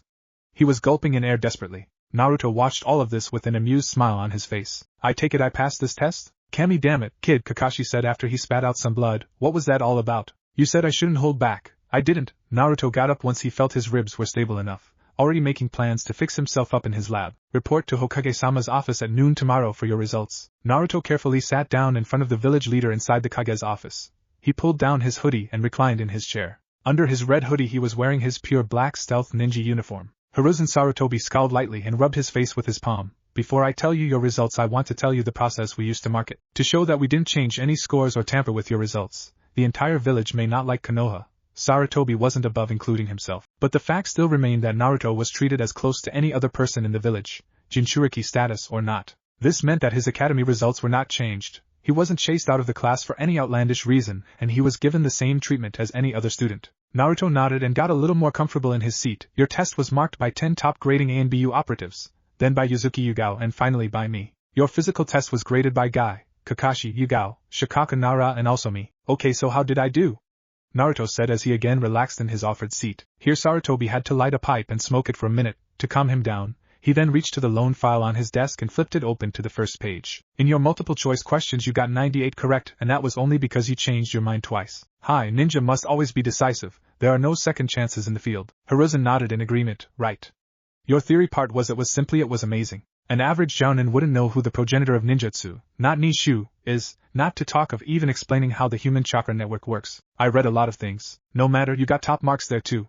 Can you tell me just where you get your information from?" "The library. You are a ninja of Konoha, and I shouldn't withhold information from my superior in rank. I have just told you where I got the information in your test." "The library? Pretty much everything the test asked could be found in the library if you dug deep enough." "Fine, your physical aspect was astounding, Naruto." Hiruzen flipped to the last page and spread a few pictures on his desk of Naruto playing dead, putting Guy into a sleeper hold, poisoning Kakashi, giving Kakashi the antidote, whispering a few things to Kakashi, among many more things that happened that day. "Despite the fact that you are less experienced in taijutsu than both jounin, you were able to keep a level head, plan ahead and add in a little deception. I honestly didn't know gases could enter a blow dart." Naruto didn't answer. He chose to stare outside the window at the noon sun. "4 of your examiners have said that you were jounin material." Naruto blinked and furrowed his eyebrows. "Really?" "Yes, really."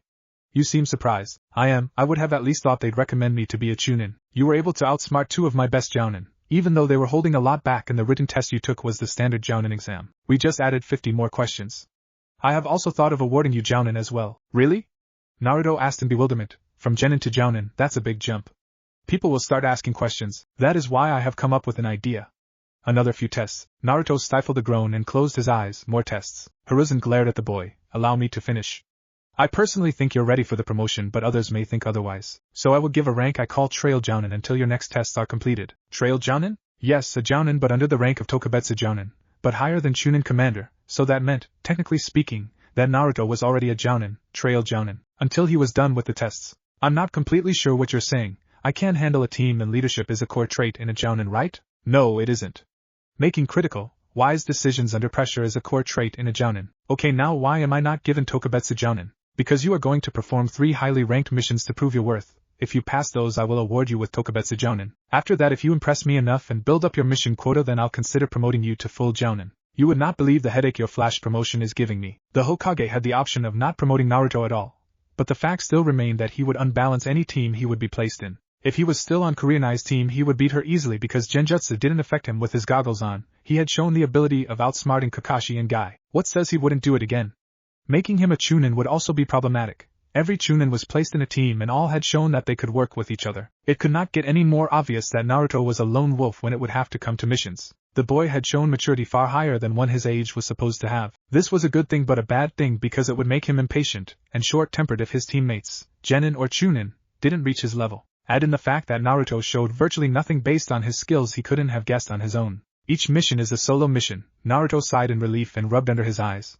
But since you're a trail jounin, you will be supervised by a squad of my best ANBU. They will not interfere unless your life is in danger. Fine by me. The Sandaime then pulled a drawer open and pulled out an unmarked file from inside. He slid the file on his desk to Naruto, and the boy sat up, caught the file and flicked it open. Your first mission is to travel to the edge of Fire Country and rescue the Fire Daimyo's 6-year-old daughter from her kidnappers. Yesterday a band of bandits led by a single B-rank ninja ambushed the girl's traveling carriage on her way to Sunagakure to visit her pen pal, the Sand Daimyo's 6-year-old daughter. Naruto hummed in thought. Weren't there fire guardians with her? No. Do you know why? Hiruzen shrugged. This exciting mission aside, are you sure the daimyo would approve you sending a 12-year-old trail jounin to rescue his only child? What he doesn't know won't kill him. Besides, I'm sending an ANBU squad with you as backup. We already have a contingency plan if anything goes bad. Has a ransom been sent? Not yet. Quite frankly, I'm not sure the daimyo himself knows his daughter has been kidnapped. Naruto masterfully pieced together what the Hokage was saying. His daughter was under our protection when she was kidnapped. Hiruzen hesitated before he nodded. Low-ranked chunin to guard the Fire Lord's own child. That's gonna get you in some hot shit. When the Sandaime was about to retort, but Naruto quickly raised his hands for the older man to calm down. Hey, that's just my opinion. I accept this mission. Good, you leave right now. Naruto shrugged off his hoodie and slipped it into a backpack he wore under his hoodie. As he walked out of the front door of the Kage's tower, he took off to the gate. The bandits that had kidnapped the young member of the royal family had taken residence in a rundown pillow factory at the very edge of Fire Country. Naruto crouched inside a thick shrub, his goggles sticking out a little from the bush. He motioned his ANBU supervisors to get down. 2 guards on the roof holding crossbows. 50 paces forward is the building but no cover, he muttered to himself. Need some help, kid? A tiger mask wearing whispered. Naruto furrowed his eyebrows as he looked around, then back to the 2 guards. No, I've got an idea. Tenzo stepped back and watched as Naruto pulled out a saban from his pocket and wrapped a one-way switch seal on it. The boy took a deep breath and quick as a flash he threw the saban accurately at a guard while at the same time he fired a saban from its launcher. Both needles nailed the guards on their foreheads. He crossed his forearms and muttered, switch. A small plume of smoke later and Naruto touched down on the roof. In his former location was the dead bandit. Impressive. It wasn't my idea but effective enough, Tenzo said and Kat signed for them to follow after him. With Naruto, the boy allowed 2 long saban to stick out of their launchers, reaching about 6 inches out of their silver launchers. He wasn't wearing his mask so he touched his goggles and it shone a faint orange, just as he dove headfirst into the roof door. He made sure to run at his stealth limit, high chunin. His senses as well as his eyes told him that the apparent leader was in the foreman's office while there were 3 guards situated in front of the door. The other bandits were guarding the back of the building in slow rotations. The thing about bandits was that they were either failed ninja or ninja wannabe civilians. They weren't this organized. The B-rank ninja that led them must have been a good leader. The problem for the leader laid in the fact that he didn't have that many bandits to lead in the first place. Naruto looked around the corner carefully and latched onto the ceiling. He quietly skittered behind the bandits, and when they were about to look up he threw a kunai in a random direction. The weapon clanked on the wooden ground and the guards swarmed at it. Naruto though carefully leveled his launchers but refrained from using them. He opted to throwing 3 oozing needles, and when they hit their necks began to corrode. The rundown pillow factory had been abandoned about 10 years ago for reasons he didn't wish to find out, and it was located in a thick forest. This meant that light didn't really go in. He carefully pushed open the door to the office and skittered inside, barely even making a sound. He spied the 6-year-old quivering royalty staring at him with wide, unblinking eyes while the apparent leader was relieving himself in the bathroom. He slowly put his fingers on his lips, telling her to keep quiet, and he sighed lightly in relief when she frantically nodded while putting her hands over her mouth. He also told her to close her eyes by putting both of his hands over eyes. A moment of indecision reached her when she remembered that her hands were over her mouth, but it was solved when she strongly pursed her lips and covered her eyes with her hands. Naruto steeled his eyes and hung over the bathroom door. Idle whistling escaped as the man left the bathroom. The man paused at the door when he saw the 6-year-old, still shaking in fear, with her hands over her eyes and her mouth pursed tightly. "What are you doing, kid?" he said in a gruff voice, but the girl frantically shook her head. "I can sense you too, whoever you are." "No use hiding then." Naruto dropped from the ceiling on the man, but he was abruptly grabbed by his throat. On contact he burst into smoke. In his place was a single explosive seal tag that latched strongly on the man's arm. It exploded half a second later, but instead of fire what came out was green, lethal smoke. The man inhaled it all. Naruto, wearing a gas mask under his goggle-protected eyes, gently fixed another smaller gas mask onto the girl's face. The girl was looking up at him with bright stars sparkling in her eyes, masterfully ignoring the violent hacking coughs her captor was making. Naruto beamed at her. "Are you okay?" The girl hesitated for a moment. "Are you my knight in shining armor?" Her voice had an adorably childish squeakiness to it. Naruto raised an amused eyebrow, turning his head so he could watch as the B-rank ninja stumbled around the office, blood spurting out of his nose, ears, mouth and eyes. "In a way, yay." The celebration was muffled by her gas mask. She immediately hugged Naruto's midsection. He hurriedly refrained from violently reacting to the contact. He never liked being touched without his permission. The blonde boy patted her head. "Get on my back and hold on tight." He could just feel the amusement his ANBU supervisors were looking at him with.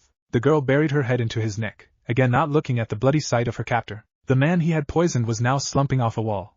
His breathing was shallow and irregular. As Naruto left the room he looked back for one brief moment. His poison had worked like a charm. It was not spider poison he used, rather it was a cross between herbicide and centipede poison, making the combination immediately explode into gas once combined. Naruto had sucked the gas into a storage scroll once that happened. It was similar to what he had done to Kakashi in the sense that the dart he threw had a thin wire that separated the mixtures inside until it finally burned through when Kakashi jolted it as he caught it. Though in this case the mixtures were unsealed simultaneously in their liquid forms, and due to this they combined. The larger either of the liquids were the more toxic. Your next mission is to capture Orochimaru, a rogue Konoha ninja who had been sending information to Grass Country. I don't know to who or even why. How was he caught? Naruto asked as he skimmed the file. We managed to decipher a coded message that was sent to him by an unknown person from Grass. We found it on his desk. To clarify, he's an average chunin that used to work as your secretary. Correct. How long do you suspect he has been a spy? Not too long. He hasn't left the village in years, but the one time he left for a mission he begins acting suspiciously. This was 2 days ago, when I was taking my tests. Yes, I don't think he has sent anything of value yet, but we have to get him to confirm. He should be alive, not unwounded, am I correct? He should at least be able to speak coherently. I don't care if you cut his arms off, just leave his mind intact. Naruto snapped the file closed. I accept. Good, my trackers say he's running through the desert to Sunagakure. If you run fast enough you'll catch up. Orochimaru didn't seem too happy it was a 12-year-old Konoha had sent to retrieve him. Naruto didn't need to be stealthy, so he ran at his fastest, mid to high jounin speed, to catch up with the chunin missing ninja that had wanted to seek sanctuary in Sunagakure. That wasn't the smartest of ideas because with Suna allied to Konoha, missing ninja from either village couldn't seek sanctuary in the other, and if so they were obligated to hand these nuke nin to their villages. Naruto had a camo red scarf wrapped around his mouth and nose to prevent harsh sand from entering his lungs. Orochimaru looked incredibly tired. He was running blindly through a sandstorm with the crook of his elbow covering his nose for protection. To pass by the man, Naruto applied a burst of chakra to his legs. The sandstorm subsided a little, allowing the chunin to open his eyes and look at Naruto. A visible twitch came to his eyebrows. Pardon me, but this is a formality. Orochimaru, by order of the Hokage you are to return to Konoha and face punishment for your crimes. Come peacefully or I will have no option but to use force. Naruto droned like he was reading from a book. They sent a kid. And it's the QB brat too. Are you coming peacefully or not? The answer was obvious, but he wanted Orochimaru to say it himself. Hell no. I'd rather cut you up into little pieces and feed you to the desert snakes. Naruto hummed and secured his scarf a little tighter around his nose. 2 forearm-long sabans slid out of his launchers and locked in place. The boy positioned one arm pointing down. The long saban was touching the sand and the other was arched over his head like a pincer. At least give me a challenge. The chunin snorted as he ran at Naruto and sent over a brutal uppercut. Naruto leaned away from the blow, his legs firmly locked in place, and the long saban that was pointing to the sand slashed upwards at the man's flak jacket-protected stomach, creating a thin, bubbling path through it.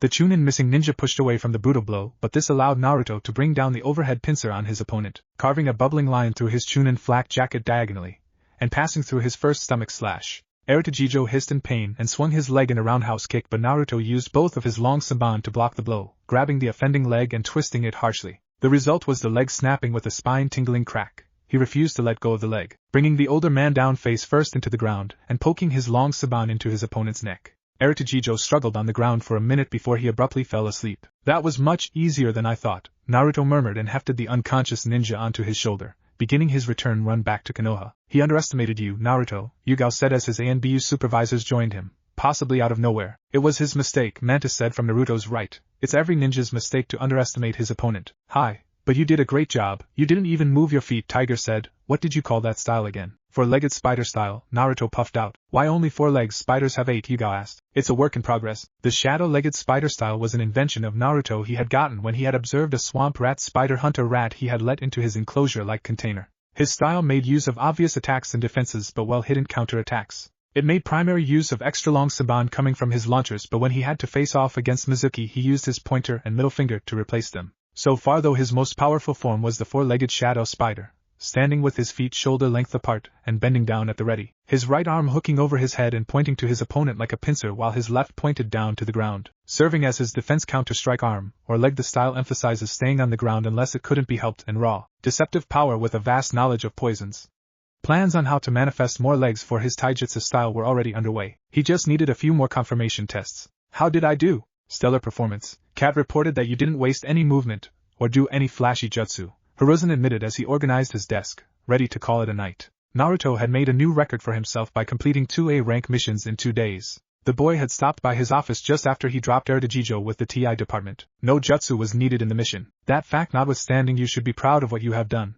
Your supervisors speak highly of you. Shikaka even wants you to enter the ANBU. Naruto shook his head. I would prefer it if I was a regular jounin. I still have a lot to learn. The Hokage pursed his lips but nodded. Here is pay for both missions. He handed Naruto a sealed scroll filled with his payment. Before I forget, my advisors have seen promise in you. One of them wishes to personally train you. I believe I reached where I am without much help. With all due respect, I'll be fine on my own. My student, Jiraiya, also wants to train you. He wants you to be his apprentice. He will give you the Toad signing contract as well as teach you how to use the Kyuubi's chakra. Is this the same student that writes porn and peeps on women in his free time? A large sweat drop formed on Hiruzen's forehead. I see your point. So that's a no, even to the Toad summoning contract. Naruto nodded. Since you're declining, I might as well tell you that he is your godfather. So the legendary Toad Sage is my godfather. I have to say he's doing a horrible job at it. He gave you those goggles, didn't he? No, my godmother did. Hiruzen paled and he gaped. Orochimaru? Hi, she's actually really good with seals. Have you spoken with her before? No. Good, you have to stay away from her. She's nothing but trouble. I'm now legally an adult, Hokage-sama. With all due respect, I can make my own decisions. The old Hokage clenched his fists on his desk and glared at the young boy. I'm ordering you as your Hokage. You're ordering me not to associate with my own godmother, but you want me to associate with my godfather, whom you both trained. Can I ask why? Orochimaru is nothing but trouble. The heinous experiments she committed have soiled her name in this village. She loved my father like her own brother. Minato was a man with the largest heart in the world. He saw the good in everything and everyone. She manipulated him for most of his life, but Jiraiya saved him from further manipulation. Naruto nodded slowly and refrained from rolling his eyes. He didn't believe one word the Sandaime was saying. The fact remains. I'm not training under your advisor or Jiraiya. If I was still a genin, I wouldn't have an option, but since I'm not, fine. How are you going to train with the Kyuubi's chakra? I have my ways, Naruto replied shortly. Now about my last mission. Your last mission will be the one of the most importance. We have found out that there is an underground slave trade empire in Fire Country. He handed Naruto a slightly heavy file, stocked filled with pictures of slaves an unidentified informant had discreetly taken. Naruto read through it carefully. Do you know the identity of this informant? Of course I do. He is a Rouge Inuzuka named Ringo, so his status as a missing ninja is a cover to get into this empire. Yes, he has reported that he is now a driver in this slave trade empire. For how long? A year now, but I was only made aware of this last week. The empire has been operating in the shadows and we only found out because we found a tag the back of a girl's hand. It's in your mission specs. Naruto looked at the tag that was apparently given to every slave in the slave ring. It was a square with a needle and a chain passing through it. Naruto suspected that a tracking seal was administered under the seal. The file he read told him that submission of the slaves was done the old-fashioned way, by whipping, torturing and defiling them. It might have not been savory for most to look at, but Naruto was not considered most people. He didn't support unnecessary confrontation or violence, but he did support doing things for an end, and what the salve masters were doing was mostly for profit. The file included a detailed diagram of the complex the slaves were housed as well as the underground network they were transported through, the location of every black market that bought these slaves, either their body parts or their whole bodies, with an added list of their main buyers. Two prominent names stuck out: Gato from Gato Shipping Company, the owner and controller of the Elemental Nation's third top transport company and number one water transport company. Naruto didn't need to be told that the short, fat man didn't only transport food and clothing from one place to another. A man of his stature must have started off with peddling drugs. Naruto was 100% sure that one of his many smuggling contacts currently outside of Konoha made use of the Gato Shipping Company, or any of the other shipping companies, to bring an exotic animal close to Konoha's borders, where it was picked up by a contact inside Konoha that posed as a food or even textile merchant. The animals were heavily sedated so they wouldn't move around the cart to draw ANBU attention. The merchants he used were well-known and well-respected members of the public. It was funny to think that even the Hokage wasn't aware of the depth corruption that was buried in Konoha. The second name that stuck out was Kitsugami Gumo from Kitsugami Drug Company, a drug company that had only surfaced 2 years ago, but was already paving the path towards becoming an empire. Barely anything was known about Kitsugami himself except that he always wore a wide-brimmed hat and pinstriped suit. A vague picture was taken of him shaking hands with a popular crime lord named Toriyunabumi. It was in a dimly lit restaurant where it was most likely past midnight. The file said that Kitsugami surfaced the same day his business did, but so far a clear picture of him was never taken and his movements were never truly confirmed. Naruto smirked to himself when he saw another picture of Kitsugami Gumo. The man was sitting in the top stands of an underground wrestling ring, whispering something into the ear of a fat man that sat beside him.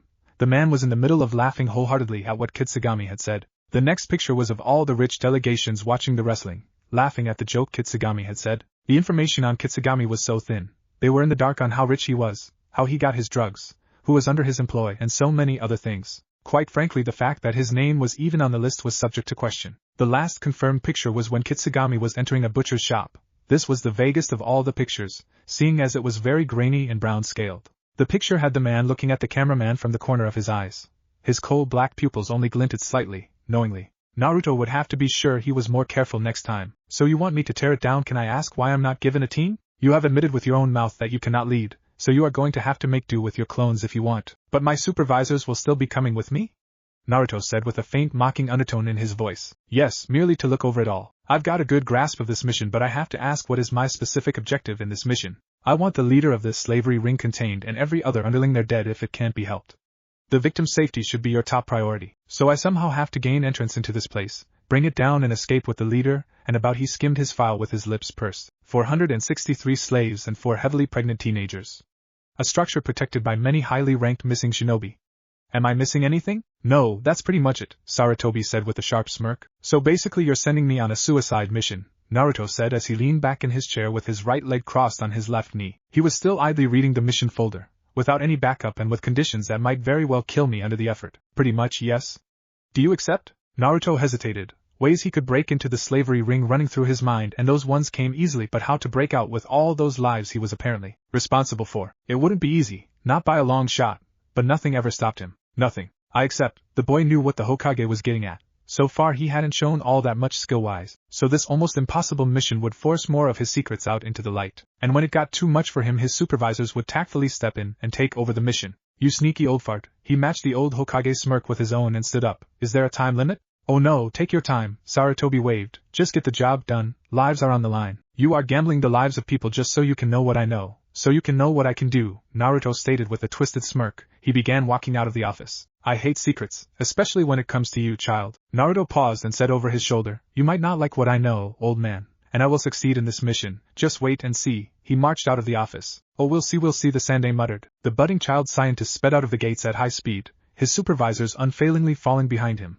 now made up of 3 platoons of ANBU operatives, watching his every move. Naruto looked over his shoulder and sent a 2-fingered salute to his superiors. He then leaped into a tree and began tree-hopping to where his mission specs had said the slave ring was located. The slave ring had taken the underground fact quite literally. There was a single opening in a mountain guarded by half a dozen burly waterfall missing ninja, probably B rank. He covered his goggles so the guards wouldn't see them tint orange then back to black. He couldn't suppress the small glow for now. His night vision allowed him to see how the front gate was set up.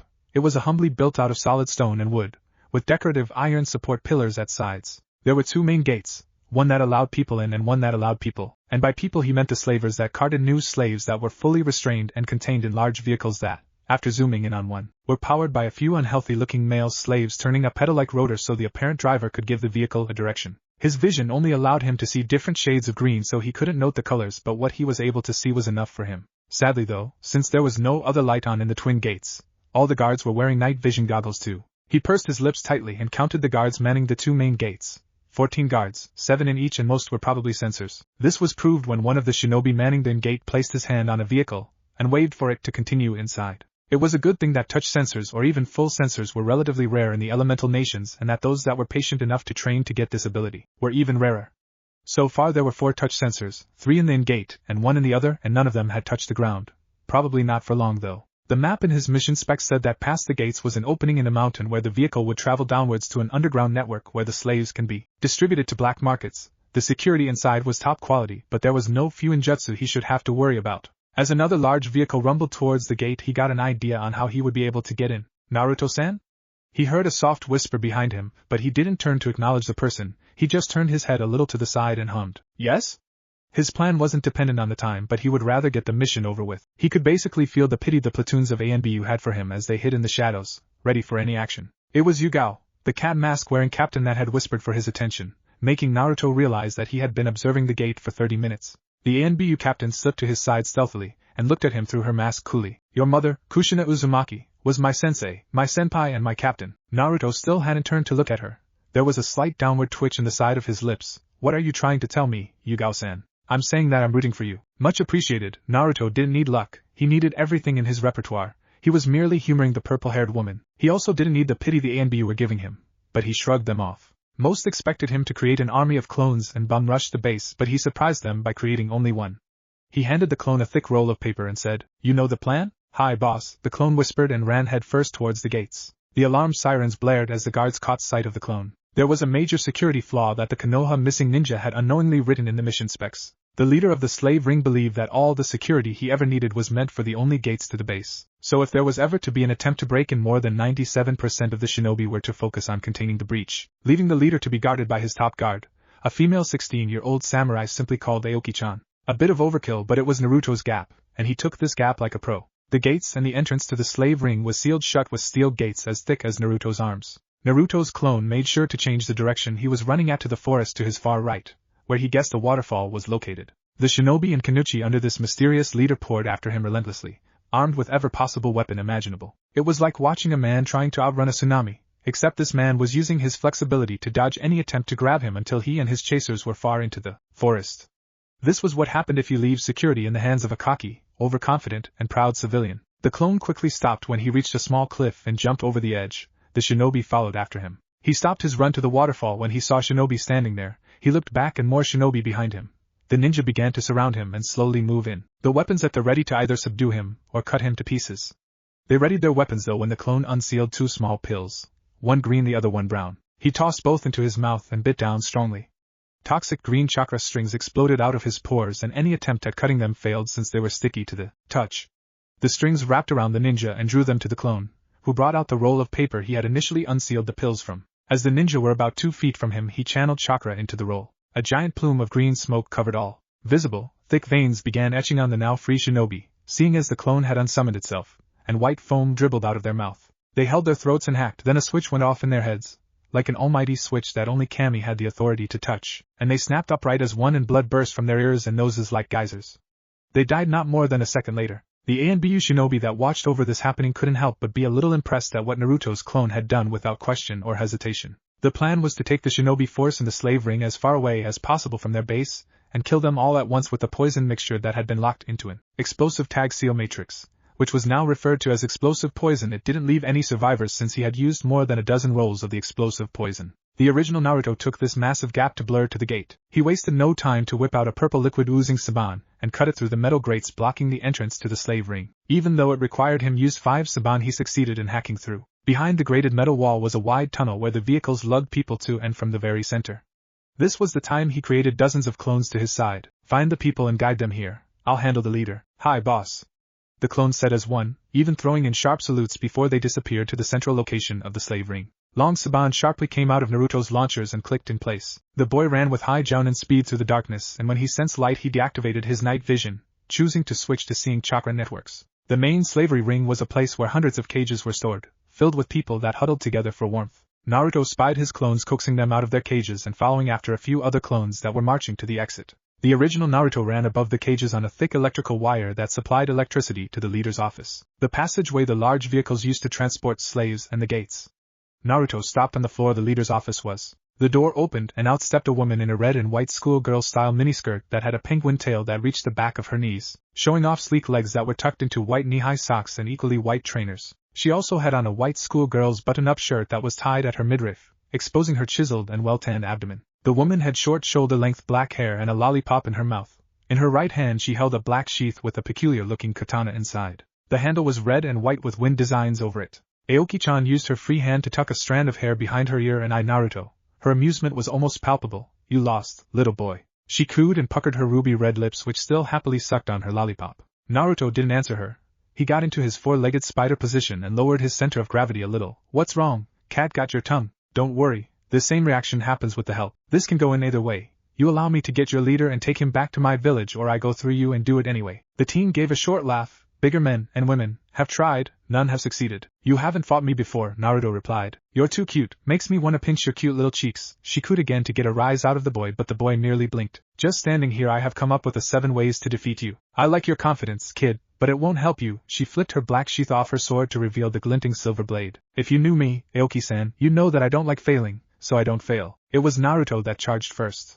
He ran at the girl with his pincer senbon clattering on the ground before he used his right hand to stab at her. She clanged her blade against his super long needle effortlessly, and brought up her knee to jam into Naruto's stomach. The boy allowed the blow to connect, and used the contact to attempt to slice her leg with his other pincer. It failed. She pulled her leg away and sent a spinning kick at the boy. Naruto raised both of his forearms to block and sent a kick of his own, though he quickly pulled his leg away and sent his other, perfectly feinted by his first leg. She raised her shin to block his leg and pushed the boy away using her katana, running back at him. The fight was filled with bright sparks. It unknowingly led them both far away from the office and off the edge.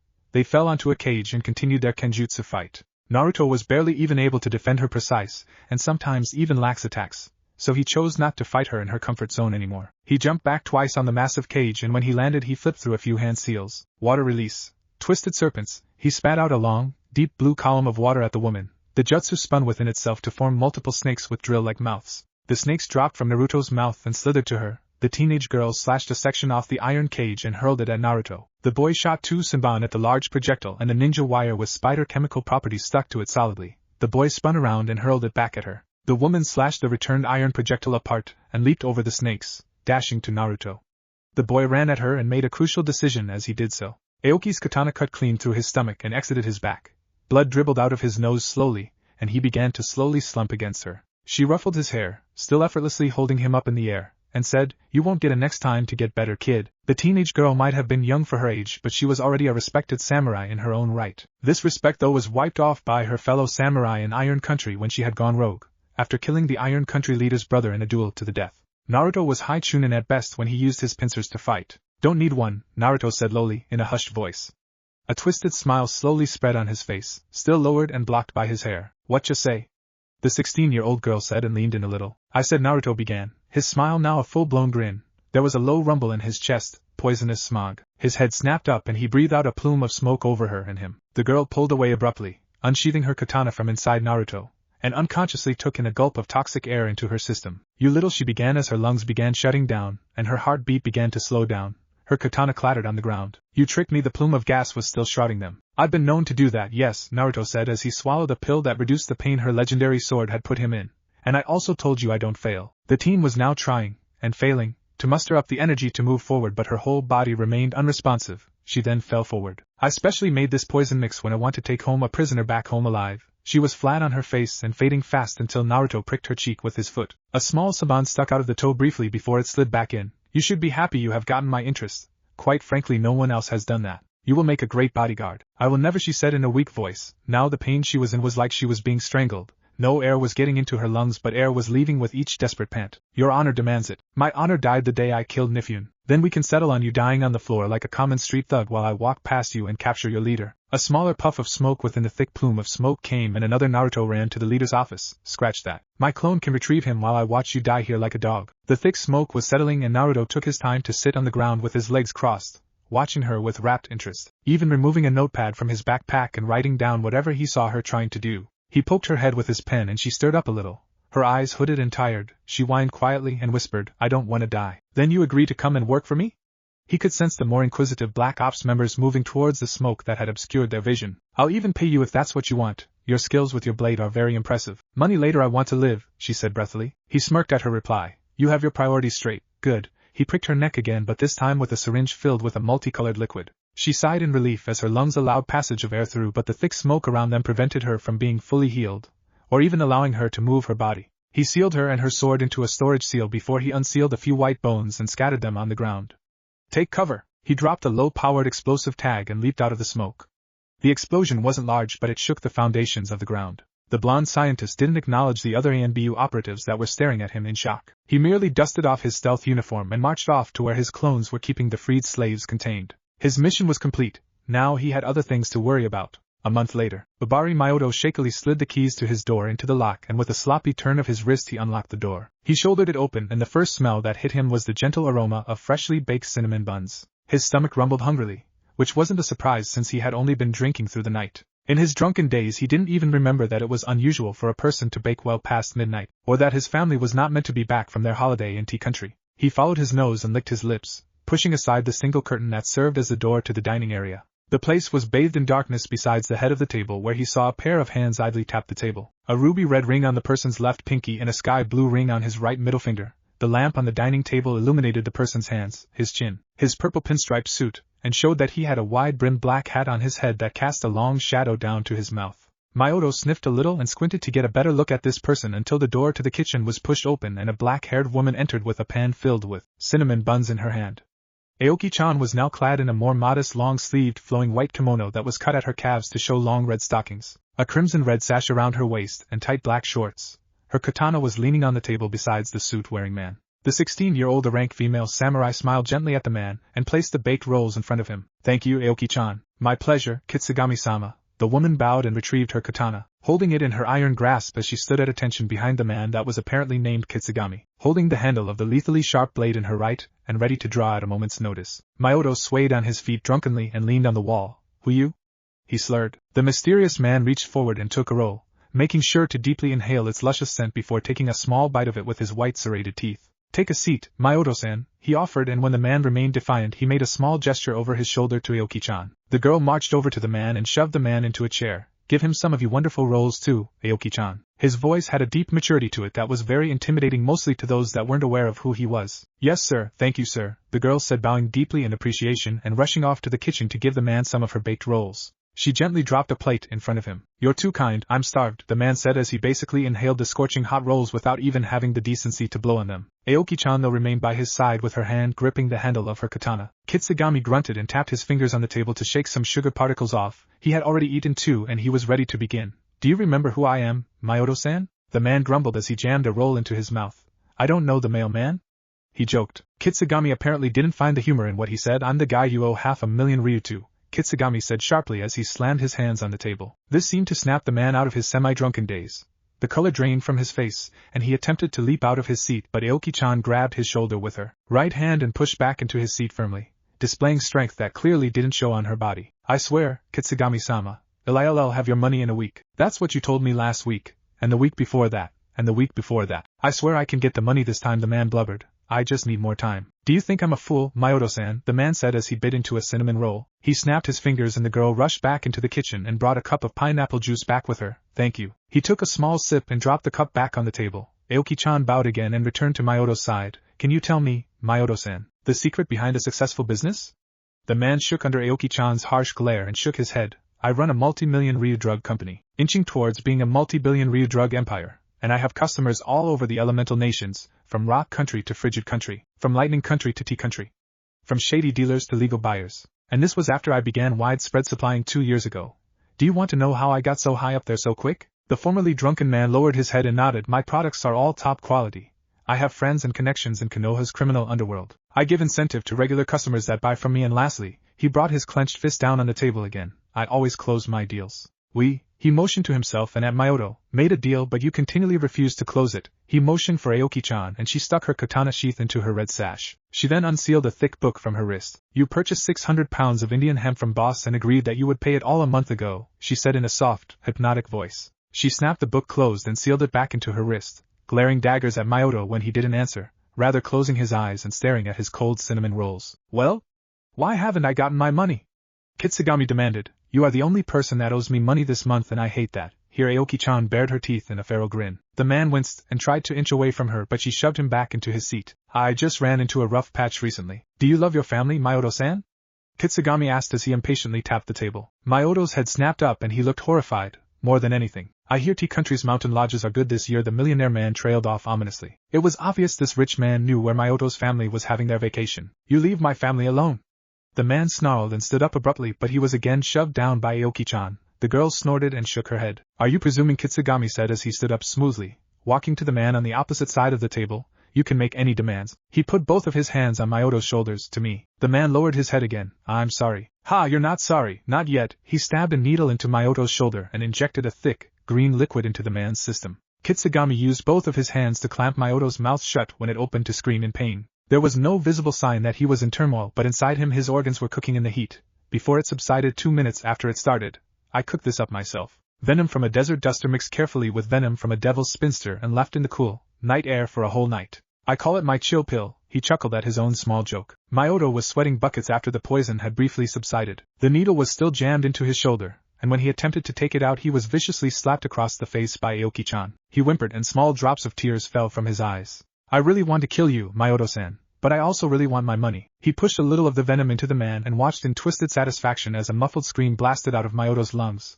I need a date, Maoto-san. Give me a date. PL please. The suit-wearing man squeezed some more venom in. That's not what I want to hear. The hair on the Maoto's head began to fall off in small clumps. THTH 3 days, Maoto said with a shaky, weak voice. PL please give me THR 3 days. And if you don't give me my money then? Kill me but please leave my family out of this. I've got a better idea. If you fail me I'll just use your family as my new test subjects.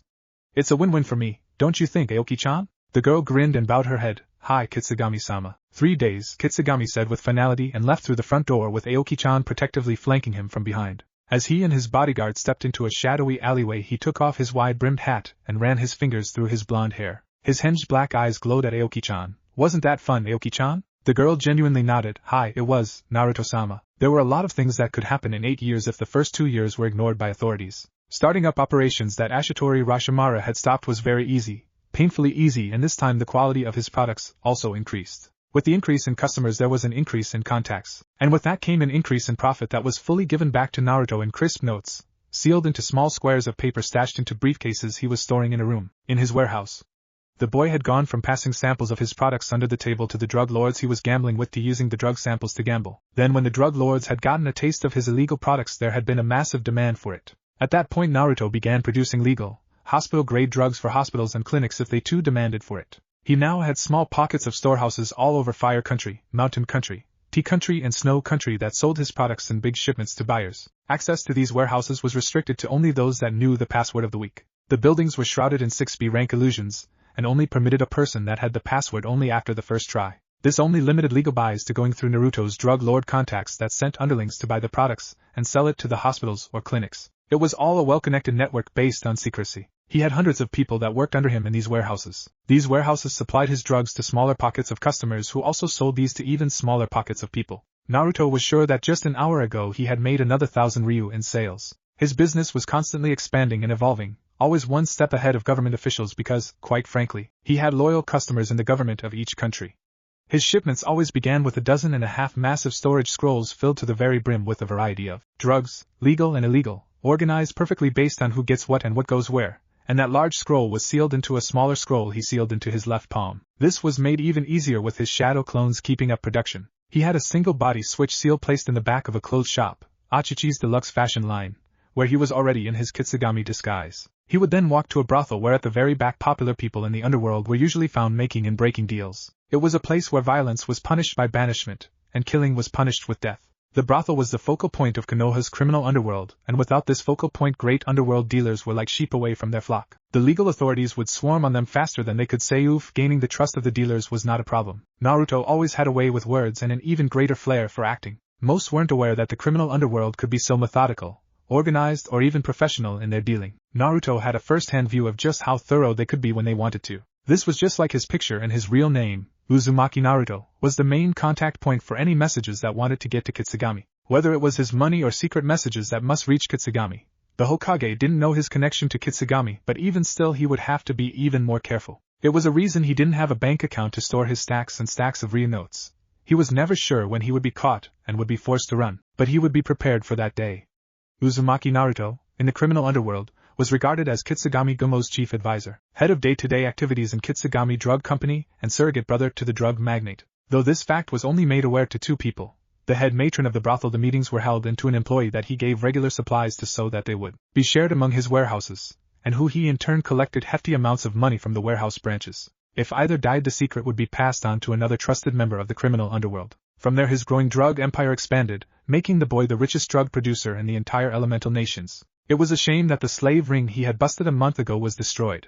They were good customers for his products, not the only ones but good enough. Their destruction didn't slow down his production, or even delayed the salary for his loyal workers, not even in the least. The Konoha criminal underworld was built on centuries of tradition, blood and sacrifice. Every criminal act from pickpocketing and genocide had head monitors that regulated them, so as not to bring attention to the underworld. Admission in and out this society was very easy, but gaining enough trust and reliability to be given the red ring of a Konoha baron was not easy. Naruto, as Kitsugami, had to spread his weight around and show the other barons that his products were much higher than legitimate. Trust came when he had used his limited connections to bail out the crime lord from the Uchiha police detainment after he had been accused of murdering a civilian family in cold blood. The crime lord was framed.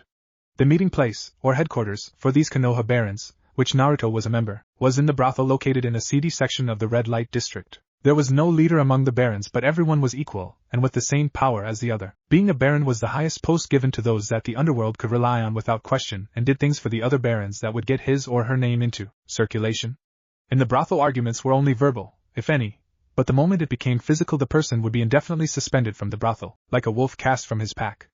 Most of the normal members of the underworld didn't know that the prostitutes that served there were also highly trained assassins that were commanded by the head matron until it was too late.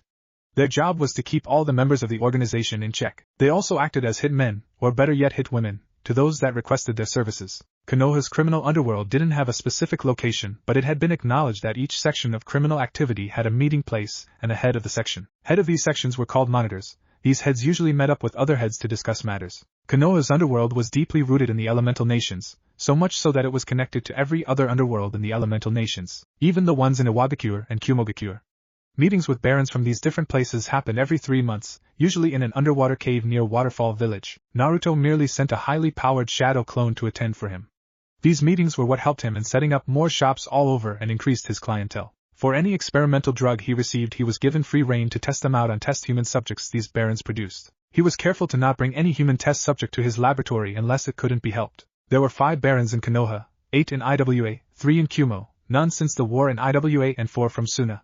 20 in total. Naruto and his loyal bodyguard slipped into the back room of the clothes shop and he switched first, then Aoki-chan followed after quickly. They then switched into his laboratory to begin work on a new project he was working on. What if Naruto was female Orochimaru's student? And thanks for watching my video till the end. If you enjoyed this content, then do consider subscribing to my channel. And leave a like if you guys need the next part. Comment down, and thanks for watching the video, and see you guys in the next video.